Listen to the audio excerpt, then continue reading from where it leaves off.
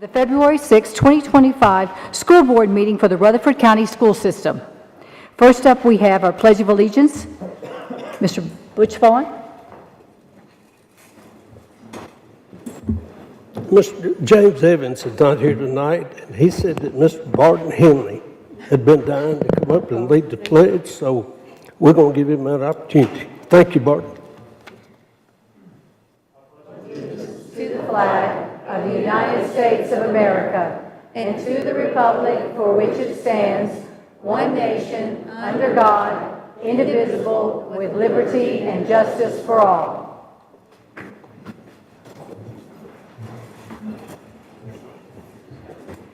I ask for everyone to please bow their heads for a moment of silence.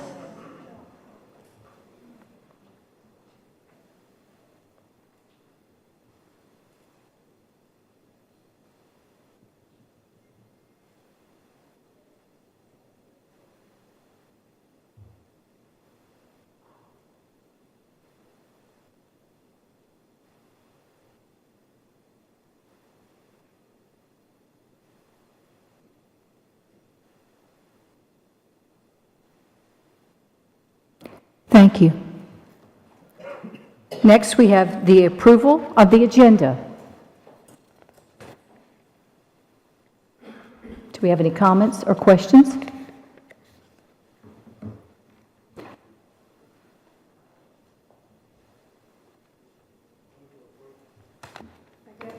Thank you, Ms. Sharp. All in favor say aye. Aye. Aye. Any opposed? Motion passes. Next, we have the approval of the consent agenda. Any comments or questions?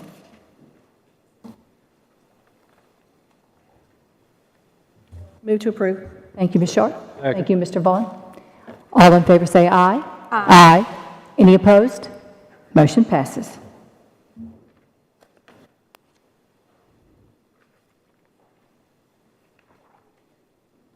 Next, we have a speaker tonight from OH4M.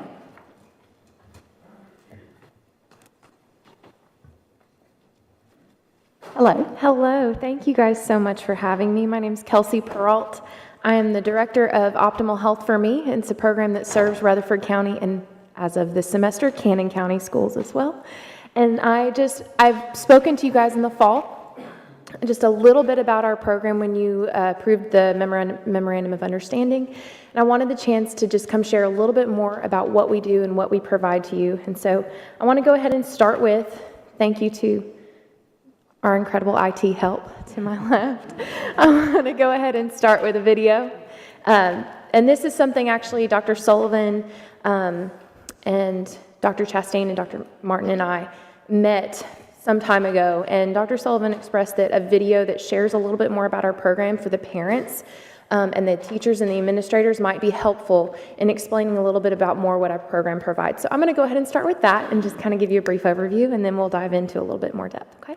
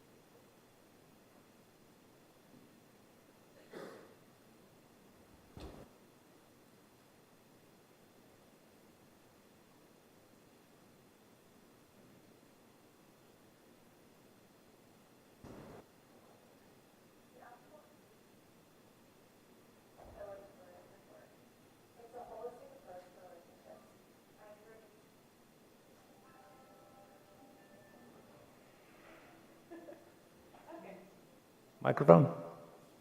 Yep. Hi, we're Optimal Health for Me, and we have the opportunity to encourage students to recognize and choose optimal health, which is a balance of physical, mental, and social well-being. The Optimal Health for Me program, or OH4M for short, takes a holistic approach to relationships by encouraging healthy self-worth, defining healthy and unhealthy relationships, and avoiding the physical, mental, and social risks that come with unhealthy relationships, setting goals for the future which can lead to students' personal success. A study by the National Institute for Family Studies has shown that if students will simply graduate from high school, get a full-time job and stick with it, and get married before having kids, they increase their chances of living above the poverty line by 97%. We're here to encourage Rutherford County students toward that goal. Our program serves 6th, 7th, 8th grade, and high school. Rest assured, we comply completely with state law regarding what can and cannot be discussed in a classroom. And all the information presented follows the Tennessee Department of Education's curriculum standards for middle and high school wellness classes.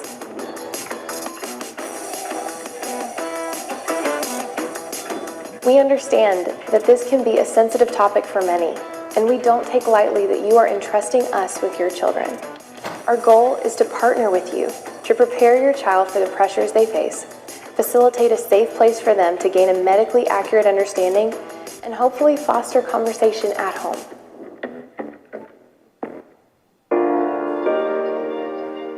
OH4M focuses on 5 topics.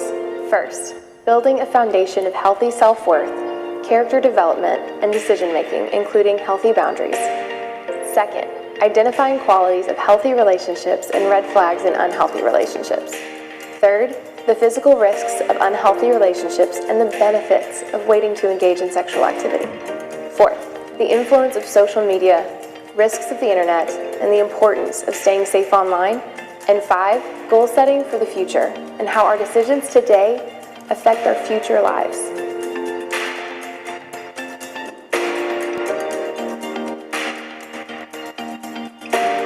OH4M advances in age-appropriate content with each grade.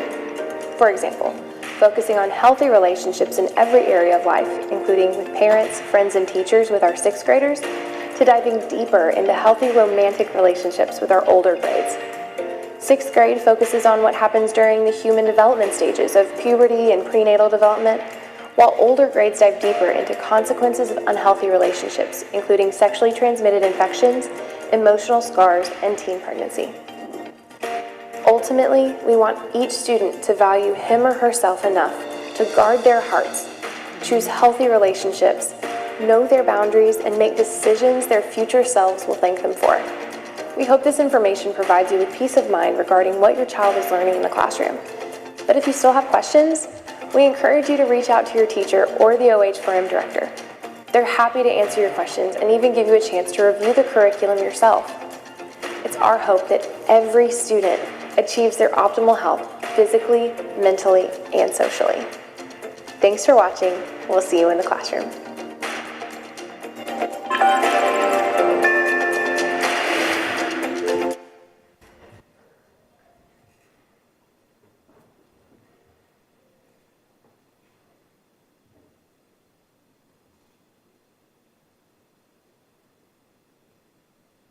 That's how you know it's live TV, right?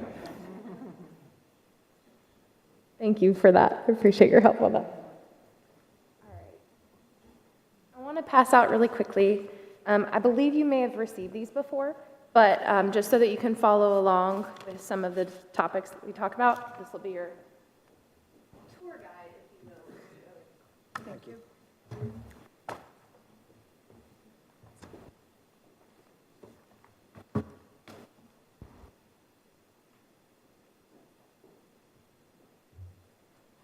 Sorry, I don't have copies for all of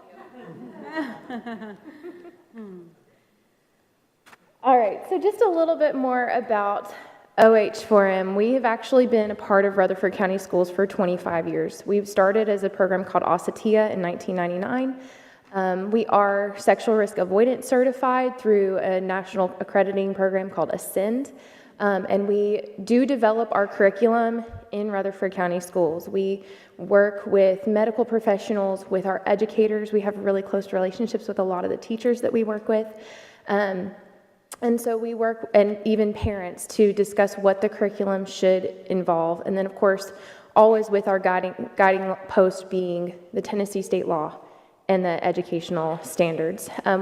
What you have in your folders will be the health and wellness standards that will be put in place for next year, the ones that were just recently approved.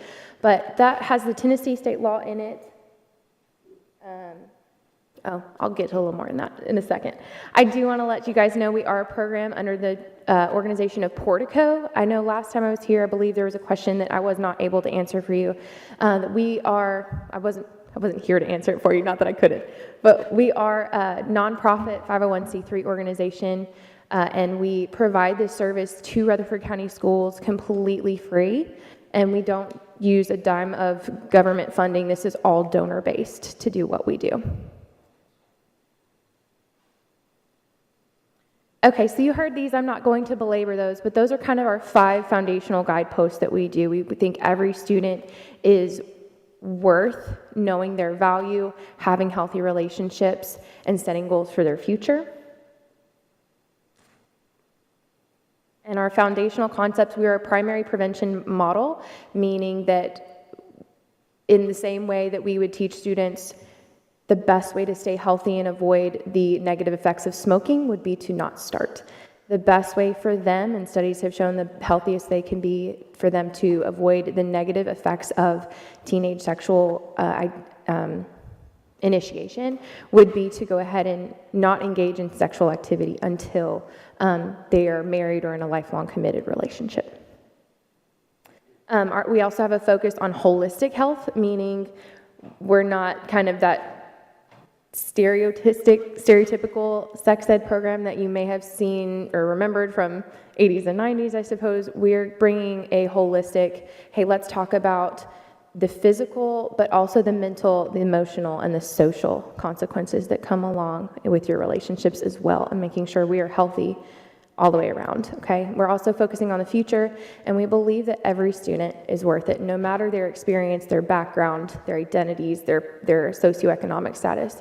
Every student deserves to hear a message of health, and that's what we're coming from, is from a medically based perspective on healthy relationships. So what does that look like for our middle school? We're looking at 5 middle school lessons. We kind of come into the classroom, into the health and wellness or intro to social health classes, and take over 5 classes, 45 minutes long. We do this 4 quarters or 4 times a year with those students. And in our high school, depending on the class schedule, we work with the teachers on that. We'll either be in 4 times a year or 2 times a year, depending on their schedules, with 3 90-minute block lessons. And we'll get into the law just here in a second, but just so you know, SRA programs, students who go through sexual risk avoidance education programs are more likely to delay sexual initiation, more likely to avoid other risk behaviors, including drugs, alcohol, smoking, vaping, things of that nature, and they are more likely to excel academically. And these are on a national basis, not just Rutherford County, but also Rutherford County.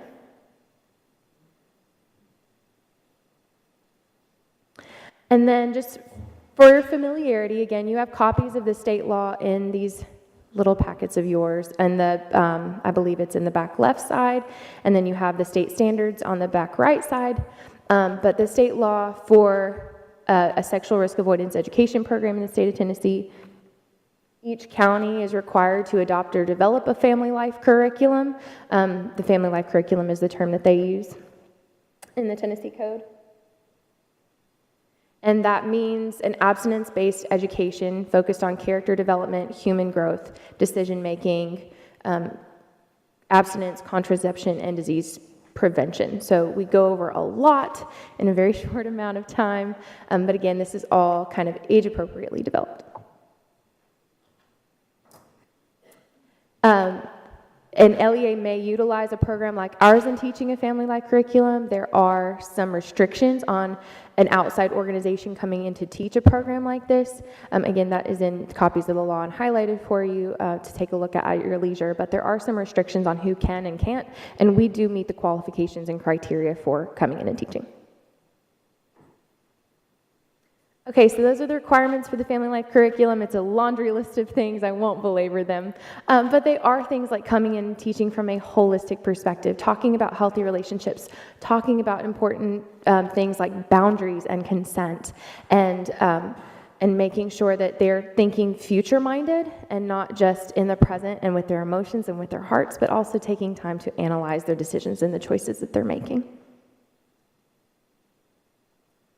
That's the provision for 30 days notice. As of this coming year, thanks to our coordinated health, Jenna Stitzel, we will be including a form for parental notice in the registration packet that they receive, parents receive at the beginning of the school year, so that every parent will be on notice that we potentially will be in their classroom. There's a complaint process. I won't belabor that one. This section doesn't apply to any sort of biological study in a science class. Oh dear, oh dear. Okay, good. And then there are some additional requirements that our program, there are additional requirements if a program is going to provide education on sexual orientation and gender identity. That does require parental and explicit consent. We feel that is kind of outside of our purview. We want to focus not necessarily on who someone is in relationship with, but we want to make sure that students, when they're in relationships, are being careful, are being protected, are being respected, are learning those things like loyalty, trust, commitment, and those healthy values. So that is kind of outside our lane, although if a question is specifically asked, we will tell them that what they're learning applies to what we're teaching, what we're bringing to the table with relationships is going to apply to relationships of all kinds. All right, same thing, you guys have copies of the standards with highlights. I won't belabor those either, but just health and wellness for high school, middle school, and intro to social health is going to include those aspects of positive relationships, what we want to encourage them towards, how we want to go over the reproductive systems and make sure they are familiar with their bodies, making sure that they're aware of preventative methods and negative health outcomes in unhealthy relationships and things of that nature.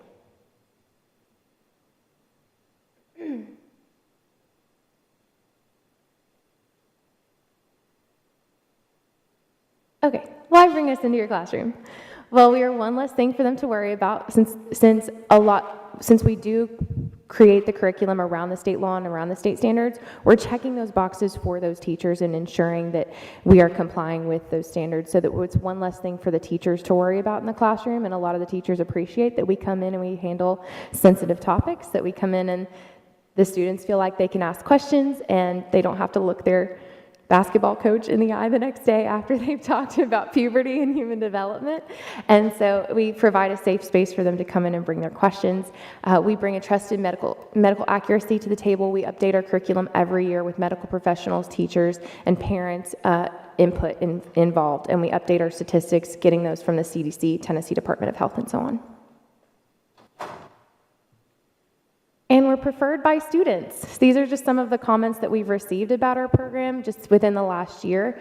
One of my favorites is, I like how you taught me that I'm not an object and I can be more than the body parts that I have.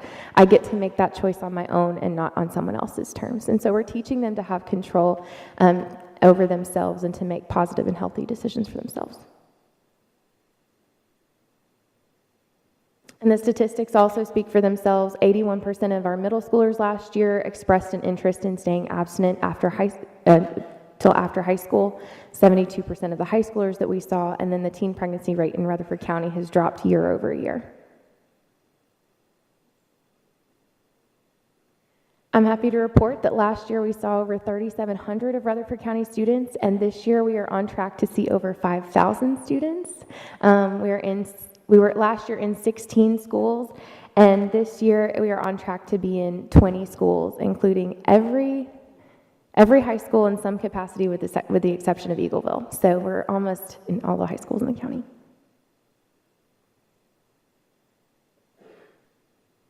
Oh, there you go. Okay, so I want to make sure that what I want for you guys is for you to know what is being taught in the classroom, especially with a subject as sensitive as this. I get questions asked from parents every year, and I never want to hide the ball from them. I always want them to be informed about what their students are learning, and so I'll sit down with them and lay it out for them. So for parents who do have questions, we like to share with them that we have been in Rutherford County schools for 25 years, including 20 schools in this year, and we have year over year had parents come and comment and students come and comment about how much they've learned in the classroom, but also that it spurred conversation with parents. And I think that's the ultimate goal, is we want to provide a place for parents and students to have conversation, not just, students learning things in the classroom and then not going home and talking about it. We want to make sure that they're talking with mom and dad as best they can. We now have these wonderful videos as suggested by Dr. Sullivan. If you can go on our website, oh4m.org, and you can see not only that video, introductory video, but there are also some FAQ videos breaking down what's exactly being taught in 6th grade, what exactly is being taught in 7th, 8th, 9th grade, and so on, as well as some FAQs about, where are we getting our information? Are we teaching from an ethical perspective or from a medical perspective, which, by the way, we're teaching from a medical perspective. So we're not there to push ethical values on them. We just want to make sure that from a healthy perspective, they're being able to make the best decisions for their health. We are always, of course, happy to set up a meeting and talk anytime with our parents. My information is on the notification forms that go home, as well as on Jenna's coordinated health school page, as well as any permission forms that go home as well. My information's on there, and we're always happy to sit down and talk with parents about what's in the curriculum and answer their questions.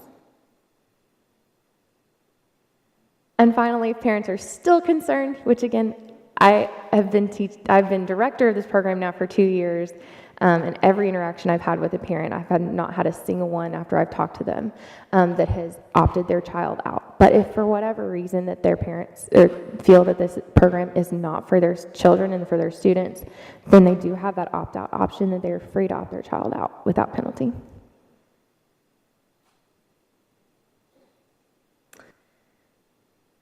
All right, I know you guys have a busy night ahead of you, so I won't take up any more of your time. You have all of that information in front of you, including my contact information. If you have any questions, I'm happy to take them, or if not, thank you so much for your time. I really appreciate it. Thank you. Yes, Mr. Tisch. I would just like to say a couple things about this program. It's very transparent. If anybody has any questions about anything, they will meet with you. They will go through the curriculum with you. Obviously, I'm kind of known for going through things methodically, and I went through a lot of the slides that have been presented. It's on their website. Like, it's very transparent. It's following what's required by the law, and also its connection with Portico obviously has even a greater reward. So I certainly appreciate this being the option that we have, and I would fully support this. And I would ask anybody that has any question about it, please meet Kelsey or anyone from her group, or go sit in on a class, if that be an option. Yeah. And listen, it is very good, so I appreciate that. Thank you. And one thing I forgot to say too is I am on staff at Portico, but all of the people that teach in the classroom are doing this as volunteers, meaning they either have students in the school system, or they're retired and are looking for ways to give back. They go through a multi-week training. They sit in the classroom and observe for a semester at least. And one of my volunteers is actually here tonight in this room over there. But they do this just because they love these students, and they're not getting paid to do it. They're doing it out of the goodness of their heart, and that's one of my favorite parts about the program. Mr. Vaughn, who's to say? I'd like to say, if you're not aware, Portico does a phenomenal job here in Rutherford County and Cannon County, and I'm like Mr. Tidwell. I support this program because, boy, it's really, really needed with our kids today. Ms. Rosales? Yes, thank you. So call me old-fashioned, that's okay. But it's having teenagers and now they're adults and having young ones, it's just really nice to have a curriculum that emphasizes and teaches about abstinence. So I want to thank you for doing that and in conjunction with doing safe, but thank you. I just want to point that out. Thank you. Yes, Dr. Sullivan. I just want to thank you because the videos were something that I know was extra work, but in writing says one thing, but being able to present it in the personal mode is a lot easier for everyone just to see tone and message and everything. Also appreciate you guys. My wife pretty much handles the Asher's Animals thing, so I appreciate Portico being involved in. We loved having those this year at Portico. Yeah, That was amazing. I let her handle all of that, so I appreciate her and you guys partnering with her for that. Did a good job on the video. Thank you. I Anyone forgot my else husband. down there? Okay. Thank you, ma'am. Thank you much. Thank you.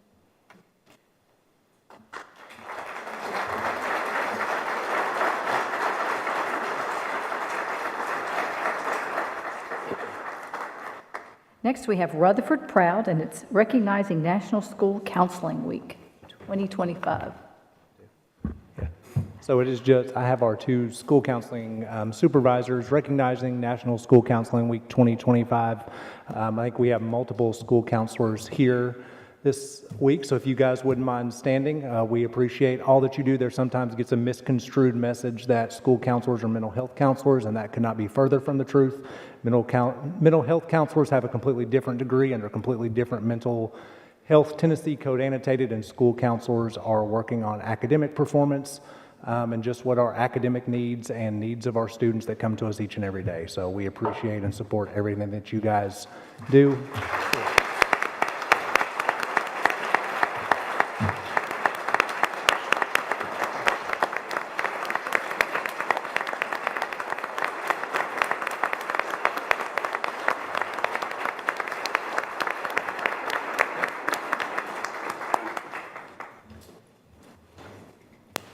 These people are probably the most underpaid people in the school business.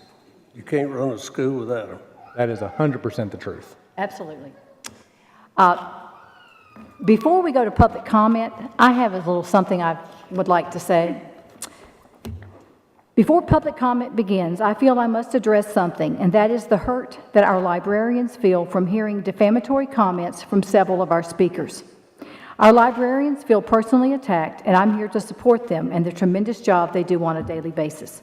There is no demonic agenda on behalf of any of our library staff. We're not responsible for what goes on in other parts of the country. We can't control what goes on in schools in New York, Chicago, or California. In Rutherford County, there are no drag show story times or satanic after-school programs. You and the rest of our citizens know that. I believe that Rutherford County is a wonderful place to live and raise children. Our schools are excellent, and our teachers and staff care deeply about the students in their care. We are growing because of the excellent school system and the high marks we have received. When coming to speak before the board, I would appreciate for speakers to keep their remarks to all things local. Please refrain from personal attacks and defaming our librarians or any of our staff. They have been nothing but professionals and have worked to meet whatever goal we have put before them. Our community is better because of their care and expertise. They have listened to this board and moved mountains to comply with our request in a short amount of time.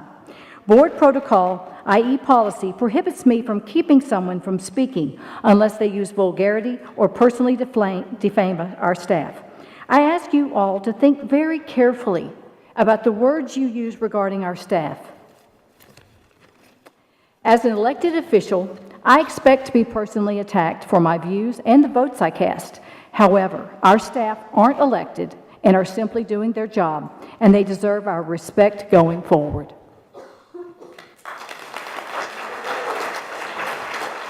Thank you. Please. First up, we have Heather Cook.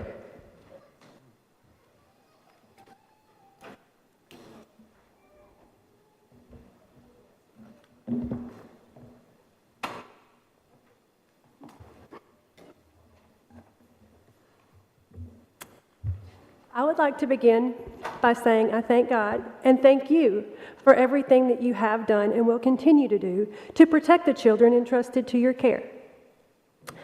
I also would like to briefly address the response made to my previous comment regarding the blatant display of evil and the spiritual battle for the souls of our children throughout this country. I know that some of the things mentioned are not currently happening in this county, and I thank God for that. But they are happening in our state, and I don't believe it to be prudent to wait until it is here to talk about what is happening. In the not too distant past, we didn't have these books that we are now discussing, yet here we are today. I would also like to bring to your attention that in addition to these sexually immoral books, there are also blatantly demonic books in Rutherford County libraries right now. One book brought to my attention recently is titled Possess Me. For fourth graders, the cover, self-explanatory, is a picture of an apparently demon-possessed child with the caption, "There is nowhere to hide when the dead are inside." The further we move from biblical values, the darker this world becomes. So I am here to simply shine a light into that darkness, not to attack anyone personally. I thank God for the opportunity to be an ambassador for His kingdom, and I pray that the Holy Spirit does what only He can do. In Jesus' name, amen. We are His ambassadors, called to overcome evil with good, here to stand for the children, to teach them as we should. The Bible has all the answers to hopelessness, pain, and addiction, the best-selling book of all time, and it is nonfiction. If we will teach the children about Jesus, His truth will set them free. His light will overcome any darkness, and they can defeat their enemy. Satan comes to steal, kill, and destroy their love, their joy, and their peace. But knowing the greater one lives in them gives a sweet release. A release from fear and rejection. God gives courage and hope. His word teaches them how in this life to cope. Casting their cares on Him, He's the author of their story. He's the one that gave them life, and He will grow them from glory to glory. As they seek His kingdom and His righteousness, in everything praising Him, He will work it for their best. This life is like a grain of sand on the shore of eternity. Nothing they face right now compares to the best that's yet to be. The ultimate hope of heaven is what will see them through. They will learn what we teach. It's up to me and you. Thank you. Thank you. God bless you. Next, we have Miss Judy Beasley Whitehall.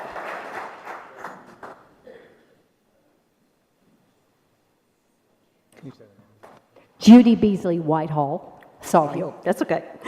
My name is Judy Whitehill, and I've been a resident of Rutherford County, Murfreesboro since 1966. I've attended many of the RCS board meetings, and I've heard board members praise the Rutherford County librarians and media specialists and ask these same professionals to spend hours after school reading books, only then to question the thoughtful recommendations that have been submitted by these same professionals. The last 12 years of my 32 years in education was serving as an elementary school librarian media specialist. The school system had policies that dealt with parent concerns about library materials. Parents have always had the opportunity to ask their students not to use or check out materials that they found objectionable. That policy worked, and it did not infringe on other students in the school. In fact, for decades, the state of Tennessee has had rules and procedures for selecting age-appropriate books and media resources that support classroom curriculum. Media specialists are required to take courses on the procedure of purchasing books and materials that supplement and support grade-level curriculum, and they take this responsibility seriously. Media specialists follow these guidelines when making purchases for their media center. Independent reading is a skill we want to teach, but the love of reading is a habit we need to foster. In a world where we're surrounded by technology, the ability for a student to select a book and become immersed in the story should be something we celebrate. A word or paragraph in isolation doesn't take the context of the entire book into account. The definition for context is the circumstances that form that setting for a statement of ideas and in terms of which it can be fully understood. While considering certain books, some board members have stated that they had read the book and that it had helped with some issues that their children had experienced. The book had helped them as a parent understand their child's feelings and circumstances, and it made that child want to read the book. And I'm thrilled to know that they found solace in that book. What I fail to understand is why a Board of Education would remove any book that would also help other children and parents who need that same level of comfort and understanding. Your job as a board member of a public school system is to hire administrators, faculty, and staff who are professionals and then support those same professionals as they tirelessly do their job. So tonight, if you truly respect the expertise of our RCS librarian media specialists, please demonstrate that respect by accepting their recommendations on the remainder of the books that you ask them to read. Thank you.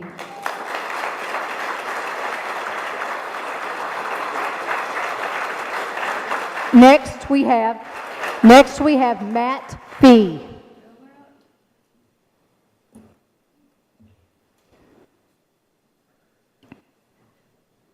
Good evening, everyone. Before my comments, I first have a statement from the president of the local NAACP in regards to the diversity resolution for tonight, Mr. David Settles. Quote, DEI initiatives do not lower quality standards for potential school system employees.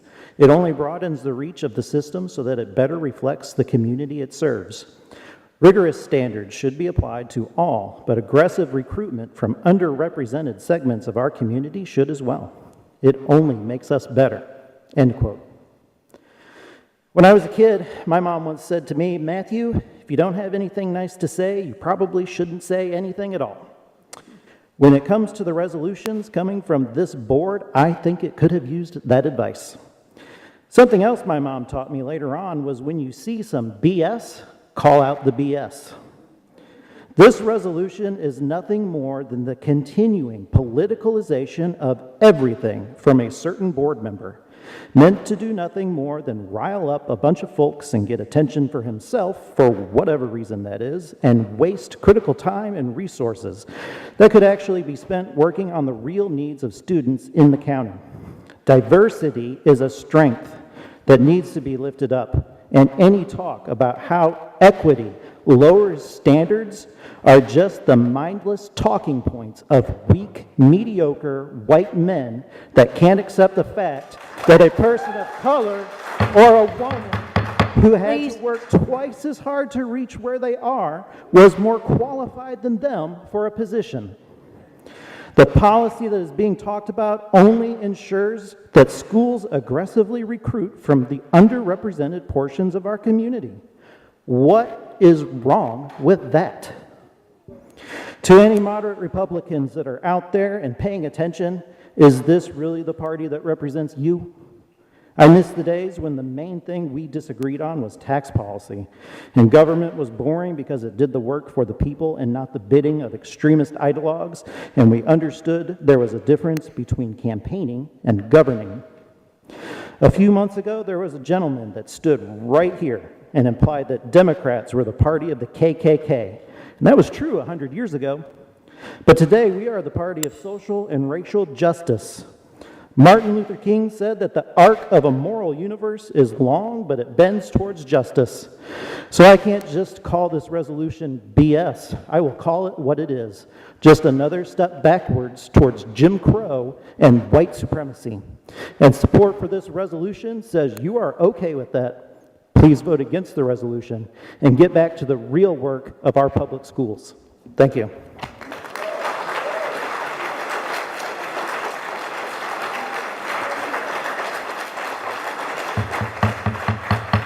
Next we have Hannah Stromgren.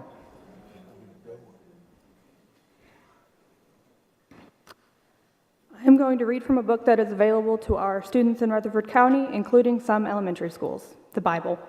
Ezekiel 23:20 brings out a prostitute describing a man whose male members are like those of a donkey and whose genitals are like those of a horse. Did you know the term hung like a horse came from the Bible?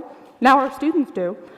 Song of Solomon 7, 7, and 8. Your stature is like palm trees, and your breasts are like date clusters. I said, I will climb the palm tree and take hold of its stalks of fruit.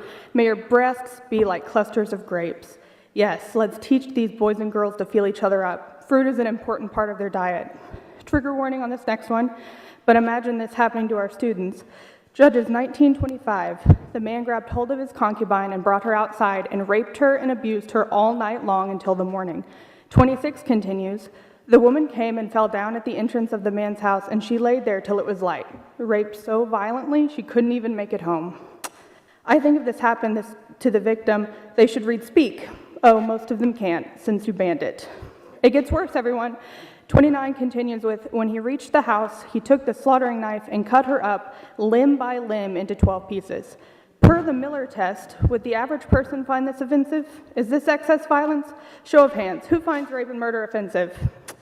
Those with their hands down, I'm not surprised you don't condone it since you put a rapist in office. But you know, I am not against the Bible. It has good advice too. Ma'am, First please Samuel, watch your words, please. 1 Samuel 20:41, speaking of David and Jonathan, says, they kissed each other and wept for each other. How progressive. Genesis 38:9 is kind of on the fence. When he did have relations with his brother's wife, he wasted his semen on the ground so as not to give offspring. So incest bad, but pulling out is a valuable skill that they're not learning in sex ed, since according to the CDC, our state has the 6th highest teen pregnancy rate in the U.S., so they're learning it straight from the mouth of God. My point is this. The Bible is filled with actual valuable advice, teaching us to love immigrants, be kind, and how to have faith, but it also has a few heinous parts that are offensive and sexual in nature.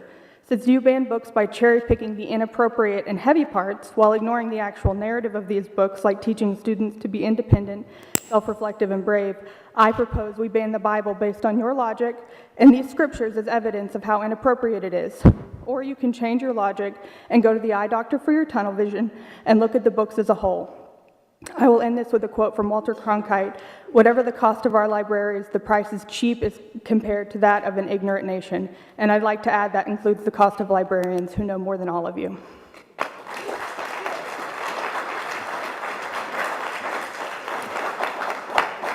Next, we have Brian Schuster.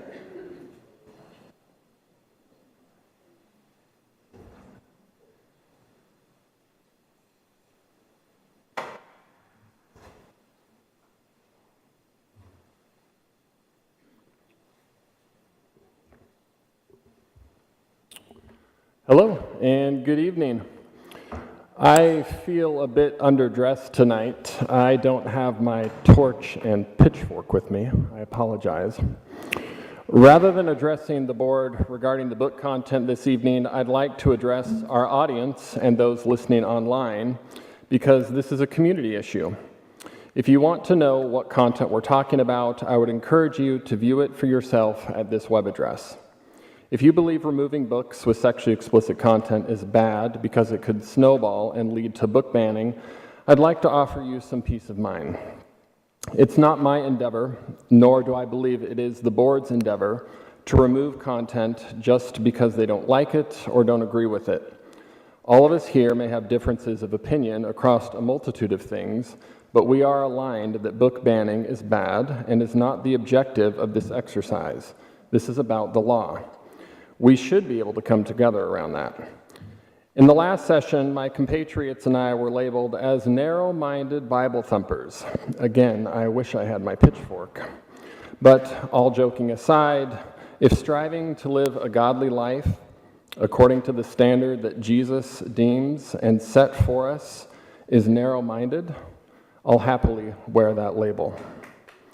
My heart aches for those who think I and others are crazy for having our faith because I know where you're coming from.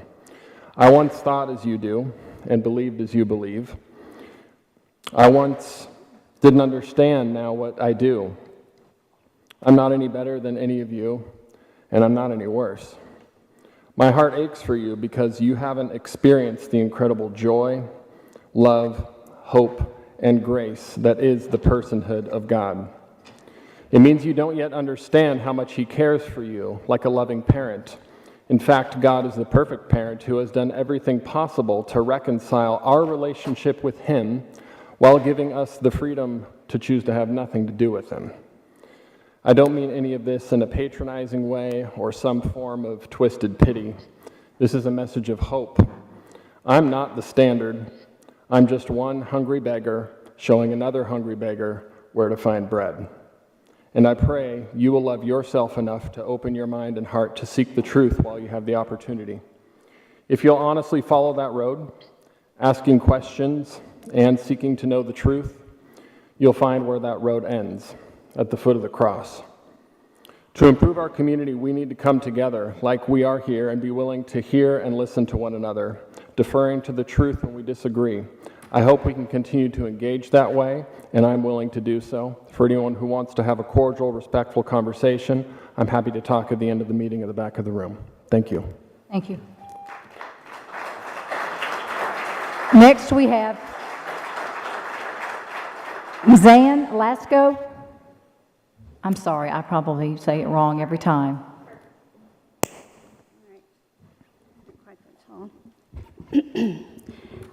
Thank you for giving me the opportunity to speak to you tonight, and thank you for volunteering your time as RCS board members. I am speaking as an RCS retired teacher librarian and a parent of RCS graduates. Originally, I had intended only to speak about the censorship of books. However, it seems to me that this topic speaks to other prevalent issues this board has discussed recently. In reviewing the mission of RCS, it states that we, you the board, me as a parent and a teacher, are investing in our students for tomorrow's possibilities. This mission would seem to mean that we are giving them educational resources, opportunities, equity, and inclusion of all, so that students receive the same chances to become critical thinkers and well-rounded students to meet those possibilities.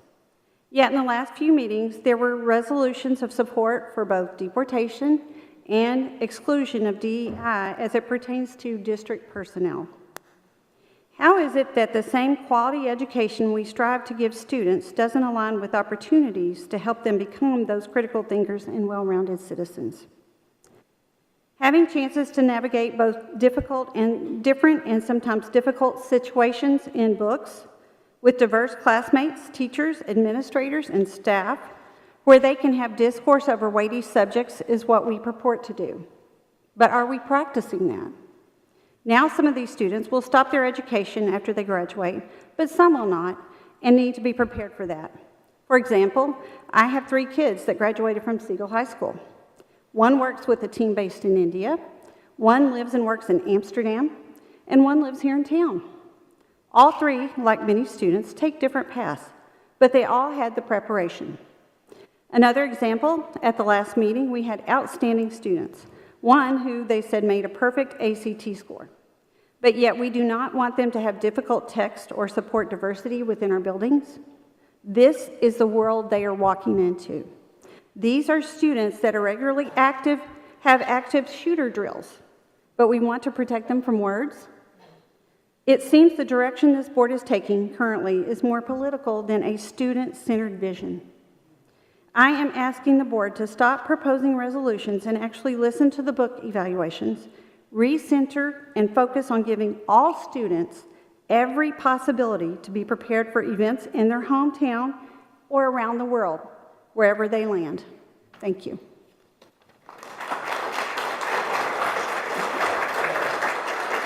Next, we have Lisa Thane.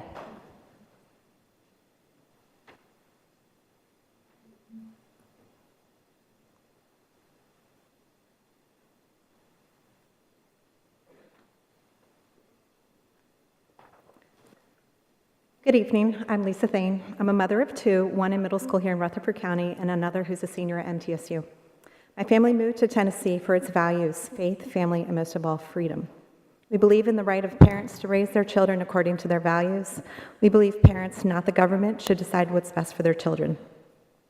And yet, here we are, still talking about these things, taking away that choice when it comes to books in our schools. We have a vague law and a group of people determining what is obscene and harmful for everyone's children. This isn't just about a reading list. This is censorship and quiet indoctrination. Every day, many of us read from a book that contains sexually explicit depictions, murdering babies, and horrifying descriptions of assault and war. but we don't ban the Bible, we learn from it. Before anyone says these books are obscene, hurtful, and aren't appropriate for kids, let me share real-life statistics from the most recent Tennessee Department of Health report. In the year reported, nearly 5,700 teenage pregnancies occurred in Tennessee. That same year, over 11,500 Tennessee teens were diagnosed with chlamydia. In 2020, 2,777 children under 18 were victims of sexual assault, and that's just the ones we know about. None of these were caused by or exacerbated by reading a book from the school library. Pretending these issues don't exist won't make them go away. It will just leave our children unprepared to face them. And we can't censor just because we don't like the topics discussed. I'm the mother of a cancer survivor. There's a book called I Wish My Kids Had Cancer, A Family Surviving Autism. When I first heard about it, I was furious. How dare that father minimize what my family endured? How dare a book be available that could harm my fragile child? But did I demand that the book be banned? No, because freedom means understanding that just because something offends me doesn't mean I have the right to censor it for others. The First Amendment doesn't just protect speech we like, it protects all speech, even the speech that challenges us or makes us uncomfortable or forces us to think. I'm not asking for these books to be required reading or placed in elementary school libraries. If a parent doesn't want their child reading a book, they should have the power to block it. Banning books outright doesn't protect children. That erases choice, it erodes freedom, and is insulting to parents. And let's be honest, the moment you tell kids they can't have something, they want it even more. How many parents here snuck out of the house as teens, went to field parties, drank, maybe even worse? We know how this works. The very few kids even checking out these books in their high schools are doing it either because they think they're being sneaky or because they desperately need to read them. And by putting them on a banned book list, you just made them even more desirable. Censorship isn't protection, it's fear, and fear is not what makes Tennessee strong. Instead of banning books, let's empower parents. Let's work together to give families the tools to have meaningful conversations with their children about the issues teens are facing. Thank you. Next, I ask Ms. Chloe Donegan.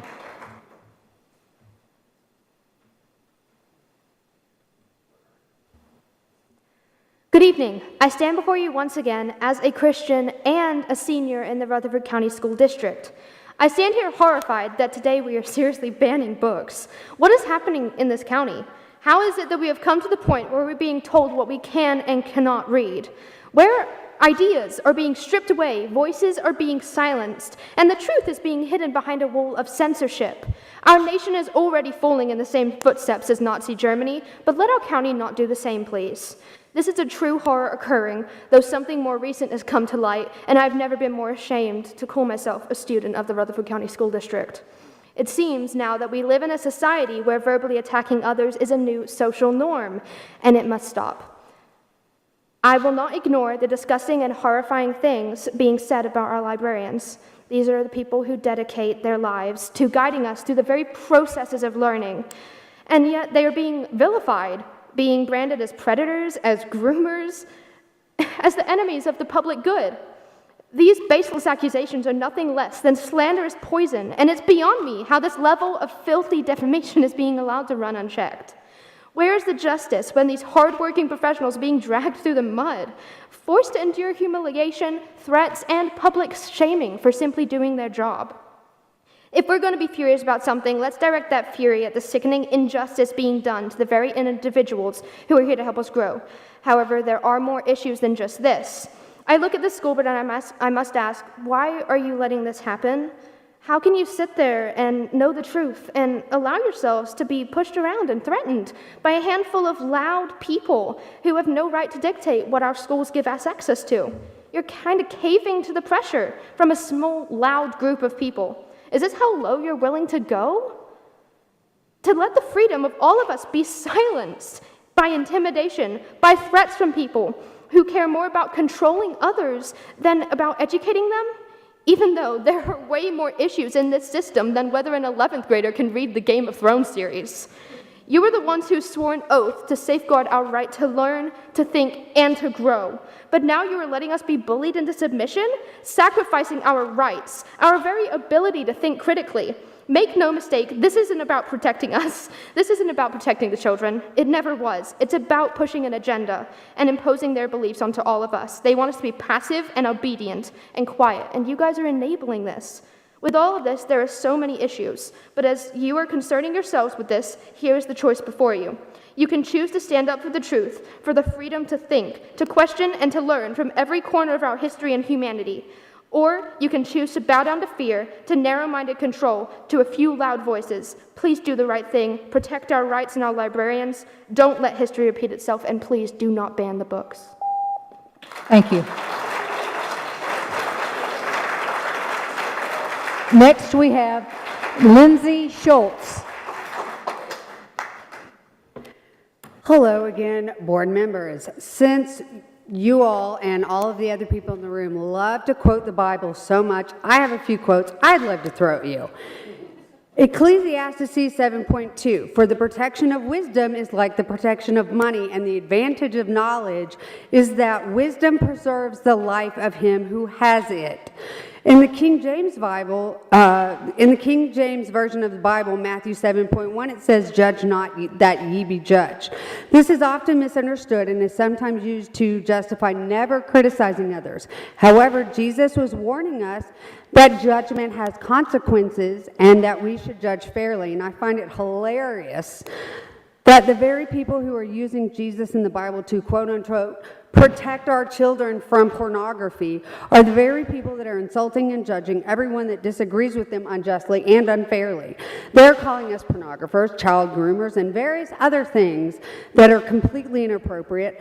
And I think that Jesus would disagree with you using that kind of hateful language and hate speech, spewing it at us like we don't matter. Jesus loves us too, especially because we're only asking you to follow the federal law. You are also gaslighting us and saying that you respect our librarians while completely disrespecting them by ignoring their expert, educated opinion. You made them do all of this work, report on books that they had already verified as appropriate for the school systems, and then you had the audacity to look them in the face and basically imply that they were wrong, even though they have had education courses on how to cultivate a school library curriculum. Also, at the same time, you're also for a resolution for anti-DEI, which means that you are against everyone that isn't a straight white Christian male. This includes you being against veterans, SPED, females, which I find even more disturbing because 4 of you are in fact female, which means that you're voting against your own gender. Lastly, we had a school shooting in this country refuses to admit that we have a gun problem, but this school board only seems to be concerned with banning books and removing them so that we go back to 1984. War is peace. Freedom is slavery. Ignorance is strength for those of you that want to join the thought police later. I say all of this to say you are blatantly voting in favor for a cult-like religious body that goes against Jesus' actual teachings and one that is trying to control us and will set us back to 1930s Germany. It began with book burning, so when you're ready for us to show up for the camps, let us know. Otherwise, stop banning books, stop allowing religious zealots to make laws in this country and invade our schools, because our country was built on the separation of church and state. When did you all become Philistines? Shame on you. No. Ma'am, sit down, please. Please sit down. I'm just saying it would be better if we tried to read the books and understand what we're doing. Thank you.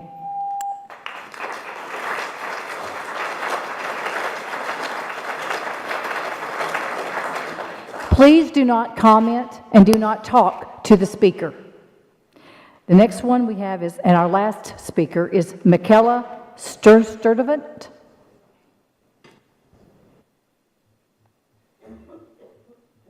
Okay. Next one is Valeria Diaz de Leon.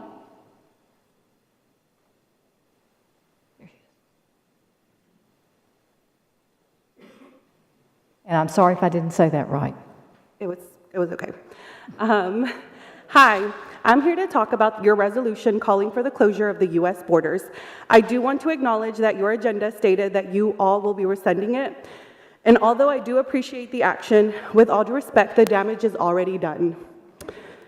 All throughout our district, there has been an increase in student absences. Students are afraid that they will go home to find their parents missing. Parents are afraid to send their kids to school in fear that they may not come home. And our school board decided to respond to this by releasing a statement that completely vilifies our ESL community. This resolution personally affected me and my family because my 3 sons will be attending RC schools as ESL students, and you have just stereotyped all ESL students as coming from the southern border, and in this political climate, we all know the implication that has. Instead of using your last meeting to reaffirm to the General Assembly your opposition to school vouchers, you decided to call your entire ESL community a burden. I understand that your ESL department has grown a lot in the last 2 years, and I'm aware that you hired 25 new teachers. I'm just having a hard time seeing the issue with this. I thought job creation was a good thing. I also contacted your ESL department, and I asked about funding as well as did a bit of research on my own, and I know that ESL is funded federally through Title III and the rest through state funds. Per your ESL coordinator, you will not get denied for asking for funds, you just have to ask. Since funding is such an issue, again, I don't understand why you didn't reaffirm your opposition to vouchers, since that will directly impact school funding in the years to come. This only leads me to believe that you did not write that resolution in good faith, but to further divide our community.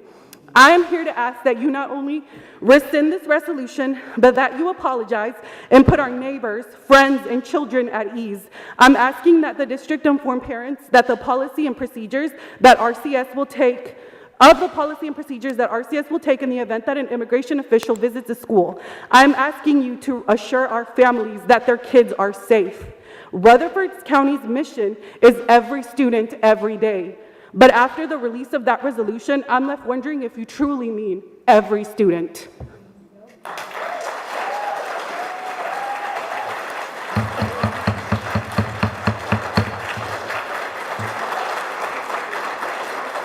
Please sit down.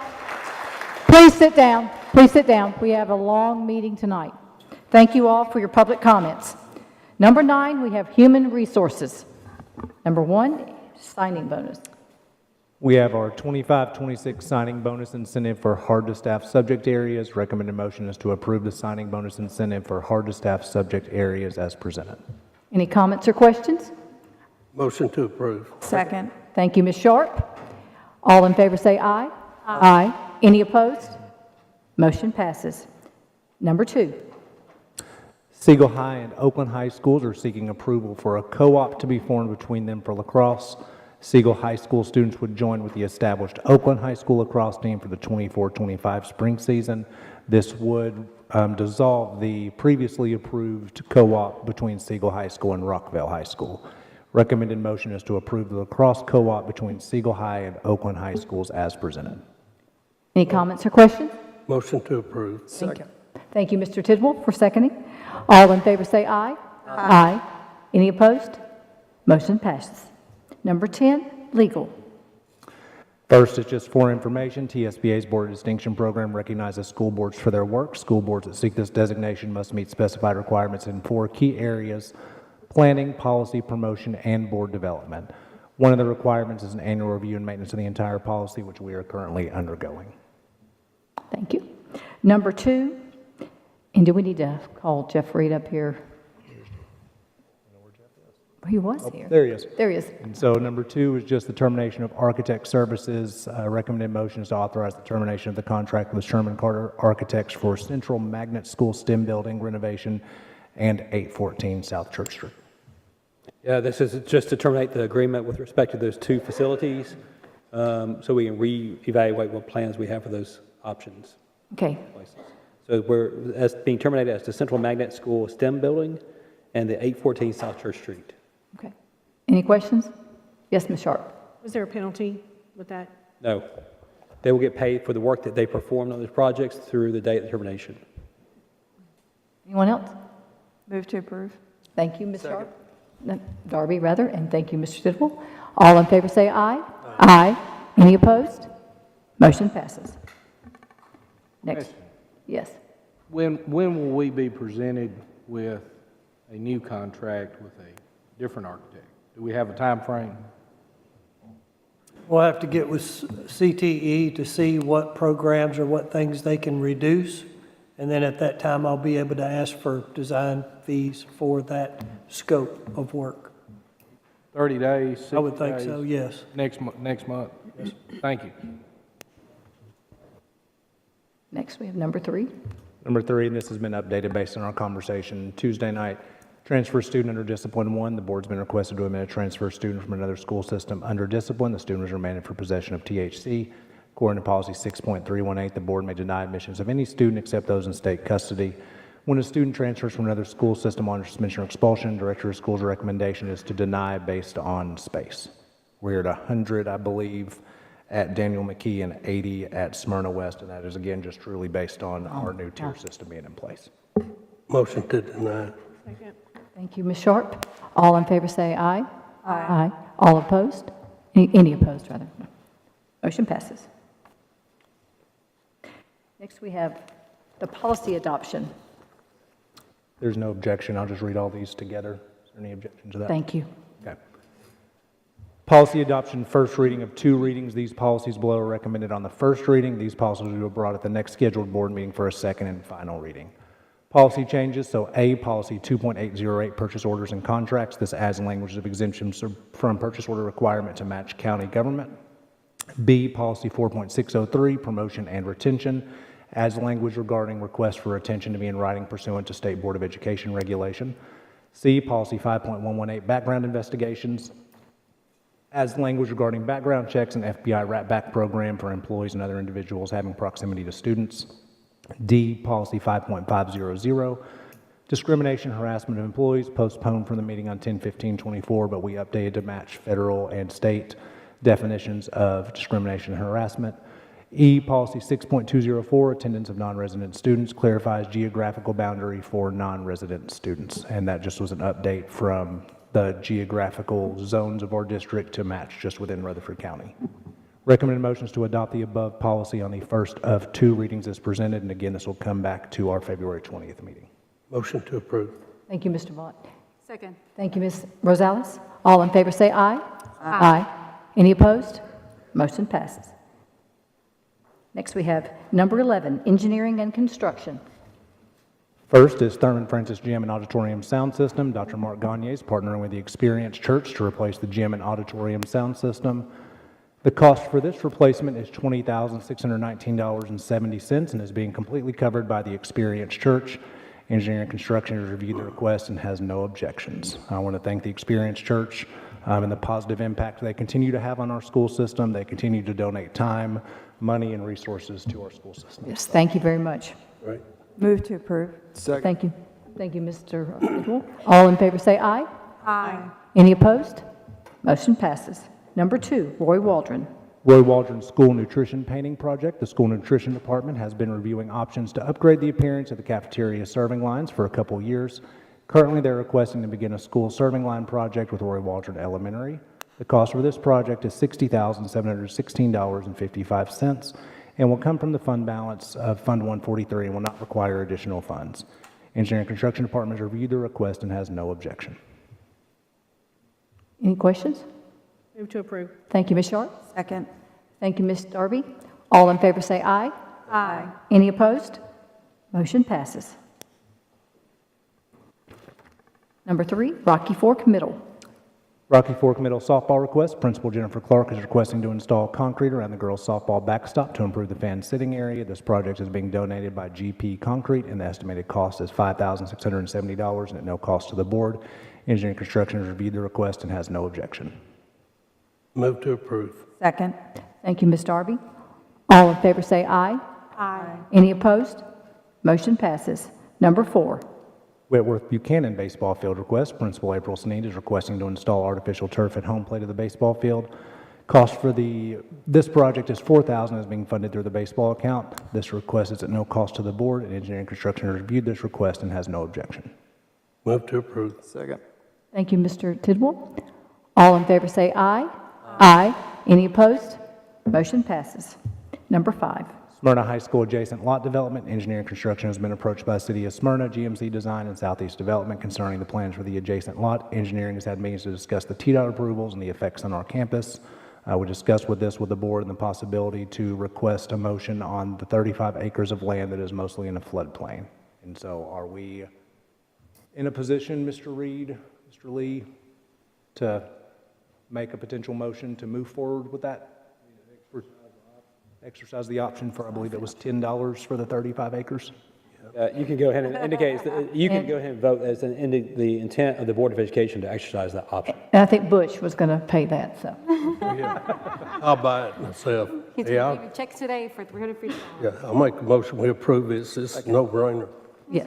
Second from Mr. Tidwell, and Ms. Sharp has a comment. I would like to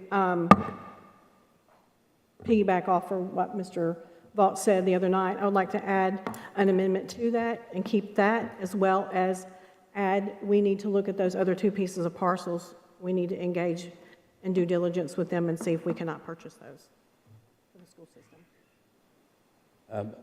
So I'm not clear what your motion, is that a motion to amend? Do we have a motion on the floor yet? We do have a motion on the floor. Okay, so we have a motion to amend. Yes, there were two parcels that were between the road and Kroger, that they had no retail on it, and Mr. Vaughn, go ahead. No, I was going to say, let me make a suggestion. Do the clean motion to exercise the option, then I'll second your motion. Okay. Okay. Let's vote on that. Yeah. I think it's cleaner that way. Yeah. So the motion is that we exercise the option to purchase the $35 for $10, 35 acres, sorry, for $10. All in favor say aye. Aye. Any opposed? Motion passes. Now, I'd like to make a motion to enter into a due diligence with the owner, is it Abnon, about the two parcels that were on the west side of the parking lot. I think that's west, isn't it? West side of the parking lot. There is no retail there at this moment, and we need to see how much they want for that property and see if we can. So is the intent that we're inquiring as to whether we can buy or acquire those parcels? Yes, on the front side of the street, the retail has already been filled. There are already businesses that have purchased those two lots that are really between the Kroger parking lot and in between the street and the school. We need to see if we can purchase those. So the motion would be to approach the owner to see if we can acquire those properties for the Board of Education. Yes. And/or modify the site plan. I would throw that in there just as good measure, just to see if Trey can, I don't know, not putting the burden on you, but. Maybe I stepped out on a limb, but I started that process the other night. Good. I asked the gentleman that was here representing the design team if he would go ahead and start that process to at least give us some kind of idea. But yes, a motion would be appropriate. Ms. Williams, do you have it down? Did it clear? Okay, just make sure you had it. Okay. See if you can get that for $10. If you do, you go ahead and stand for it and we'll pay you back. I would love to, but I don't think I'm going to be able to pull that one off. It's going to be, Okay, motion is to, say the motion again, please.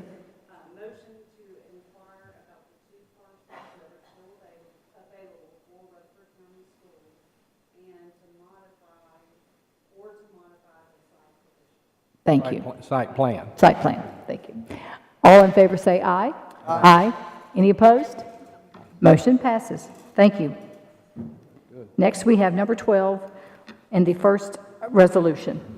Yeah, there are two resolutions before the board for consideration tonight. The first one is actually a request to rescind a prior resolution. The first item is a request to rescind the resolution to expedite the closure of the borders and increase Title III funds for ESL services that passed on January 23rd, 2025, and there's been a request made to rescind that resolution. I'll make a motion to rescind. A second. Ms. Maxwell, I would like to say that I have made the request to rescind the resolution. I advocated for ESL because I am a product of ESL within the public school system. The effort got lost in translation as a way to raise awareness about the little to no help the federal government provides to the districts, and for that, I was mistaken. Districts have no control over the decisions made by the federal government. All we can do is our best as a district to educate everybody. Thank you. Any other questions, comments? So, and you seconded it? Okay.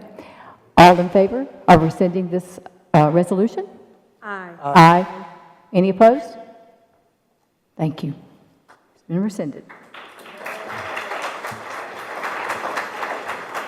Number 2. The second resolution item we have is one that Mr. Tidwell proposed. This is a resolution we read on Tuesday night. The resolution calls, it says, be it resolved that the Rutherford County School Board calls on the Tennessee General Assembly to delete TCA 49-1-302G in its entirety, eliminating state-imposed requirements related to educator diversity goals, recruitment strategies, and statewide monitoring systems that prioritize demographic characteristics over professional qualifications and academic outcomes. And it further resolved that the Board of Education urges the Tennessee General Assembly to reevaluate existing policies and rules stemming from TCA Section 49-1-302G. So that's the resolution you have currently that was discussed on Tuesday night. I will say there were 2 new bills introduced in the state legislature today, you should be aware of, which it does kind of hit squarely on the same point. That was House Bill 0622 and Senate Bill 1083.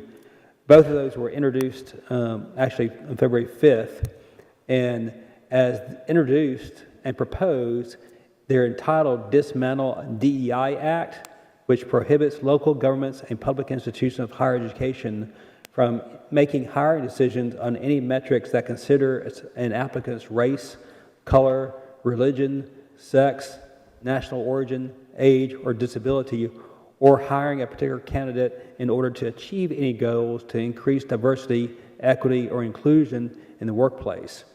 So those were 2 identical bills introduced in the House and the Senate for the state legislature. So that has just happened on February 5th. Ms. Maxwell. Yes, Mr. Tidwell. I talked to the individual state rep, Aaron Mayberry, that ran those bills, and I would like to add an amendment to this resolution if the board would be on to it. I'd like to add language in support of both of these bills, which is HB 0622, State Bill, or Senate Bill 1083, as both of these bills, we've been asked to support this, as both of these bills would fulfill what this resolution was intentionally aiming at fulfilling.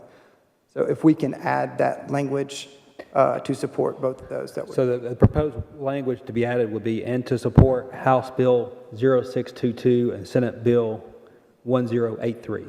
That is correct, because the passage of both of those bills would supersede and give us the results that I've asked for in this resolution.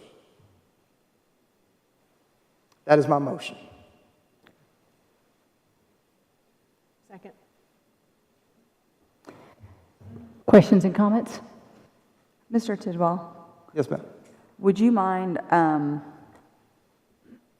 there have been a lot of questions about what your resolution is speaking to specifically when it comes to the DEI. Sure. Would you mind going over that, please? No, not at all.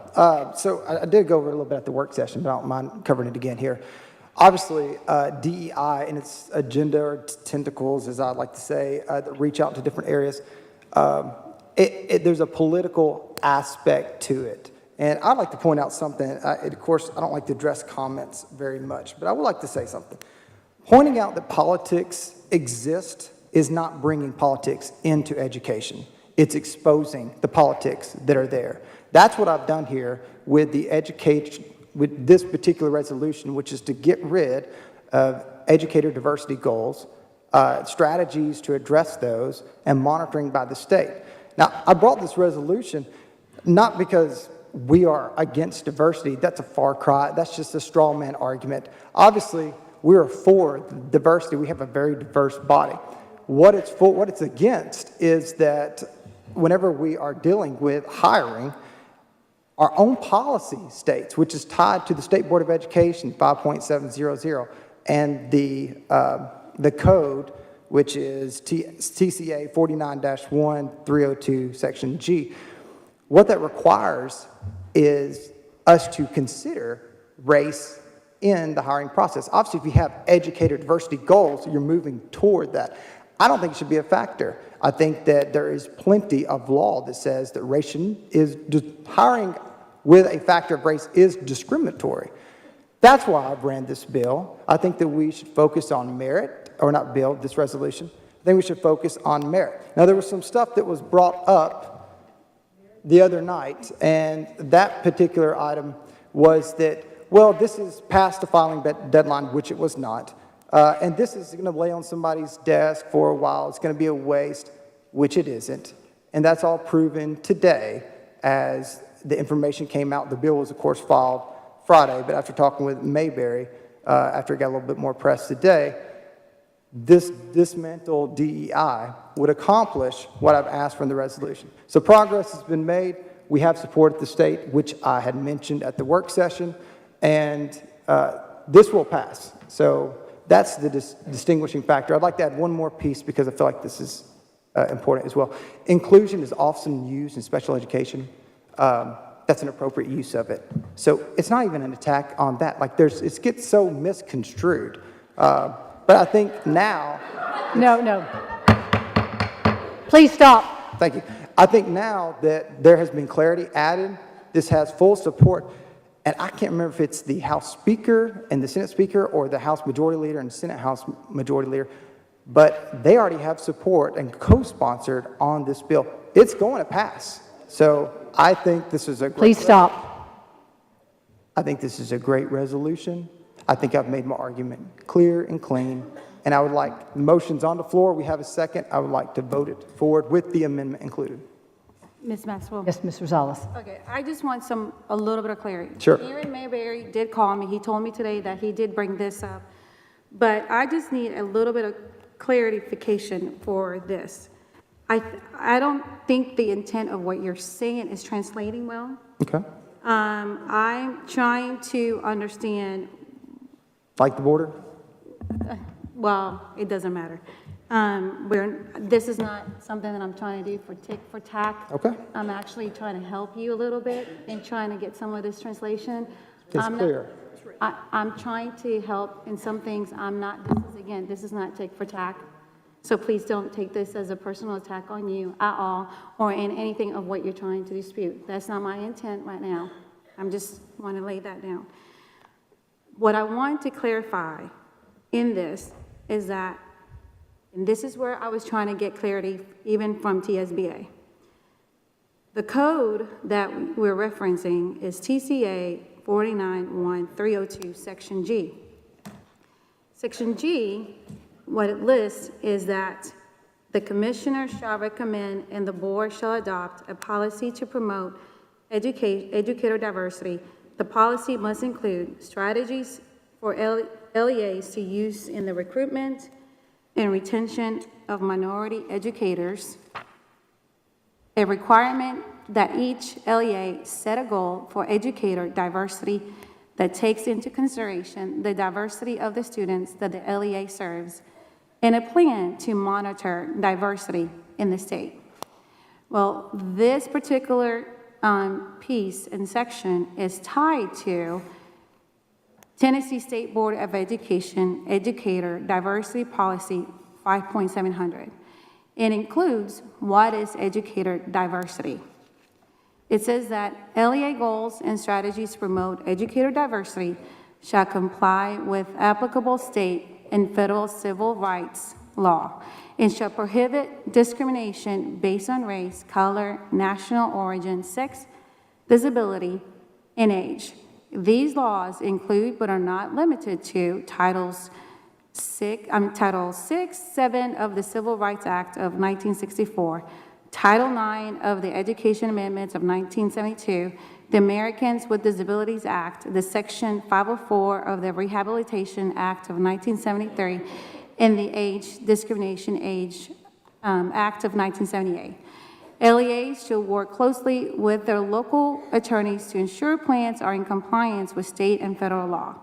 Minority educator includes, but is not limited to, an educator who is Black or African American, Hispanic or Latino, Asian American, Native Hawaiian, or other Pacific Islander or American Indian or Alaska Native, or two or more races are reported by the educator in the state licensure database.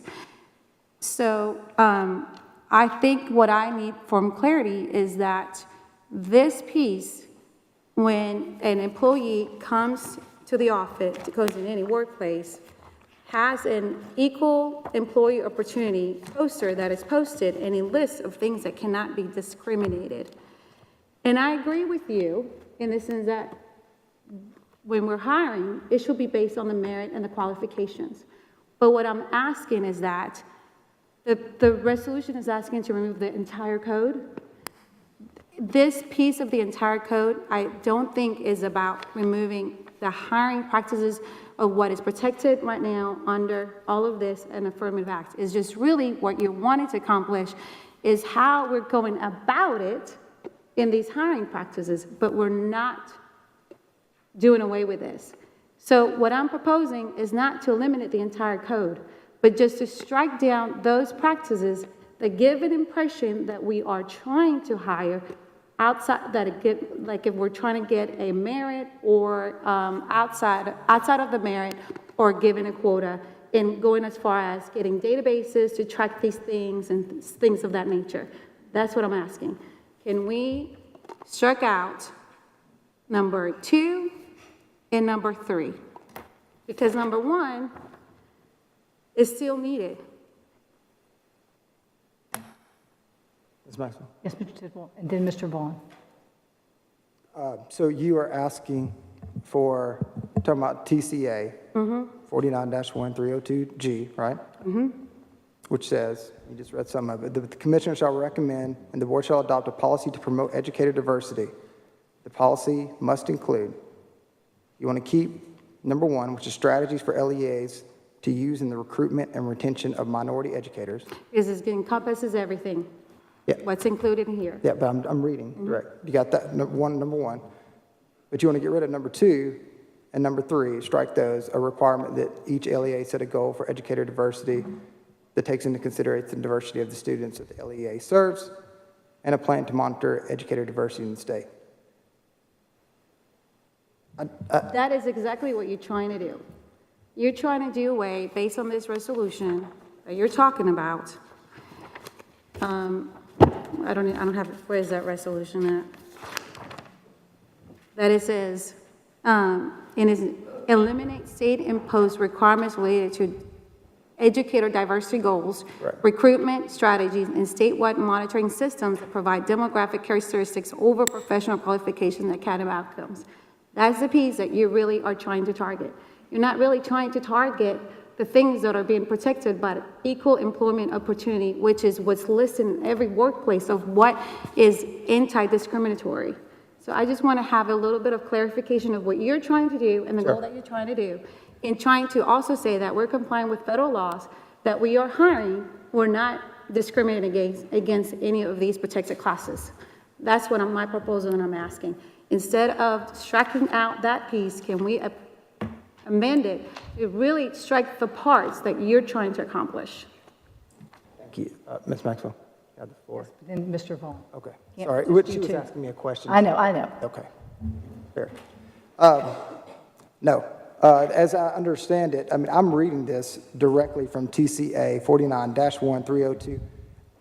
I think I understand where you're trying to come from, but all of this language, according to my conversations with Aaron, is attached to the same thing that I'm asking in this resolution. Both of these bills is going to take this whole section out. The State Board 5.700 is going to go away as well. And the whole protections part, that's already in several pieces of education as well. So that's not going away. We're not striking that, but it was added into this policy. It's just another layer. That's listed in multiple places in the education bill. So that's not going away. But as it says, I mean, no, I have a resolution. I think I've been pretty clear, very clear about what that says and what it's going to do and the intent. And this bill, no matter what the board decides at this point, this bill is going to pass and it's going to go through and it's going to get rid of it anyways. I feel like that we've already made progress on here. The original question was, the original thing on Tuesday was, okay, well, we aren't going to have any support. Well, we got as much support as possible at the state level. It's going through. So I yield the floor back to Mr. Vaughn. Mr. Vaughn. Maybe it's something I'm misunderstanding, but You know, this is the second resolution that we brought up. It's caused division in the community and caused problems. And these are the things that we don't have a dog in this hunt. I mean, it's a federal issue and a state issue, and they've taken care of it and addressing it. Our responsibility, the way I understood it, was we're elected to serve the students in Rutherford County schools. We're not to affect laws in Nashville, Tennessee, or in Washington. So, you know, we don't have an issue with DEI in Rutherford County. So I just can't see from the board, I think we're overstepping our boundary. I don't think that, I can't.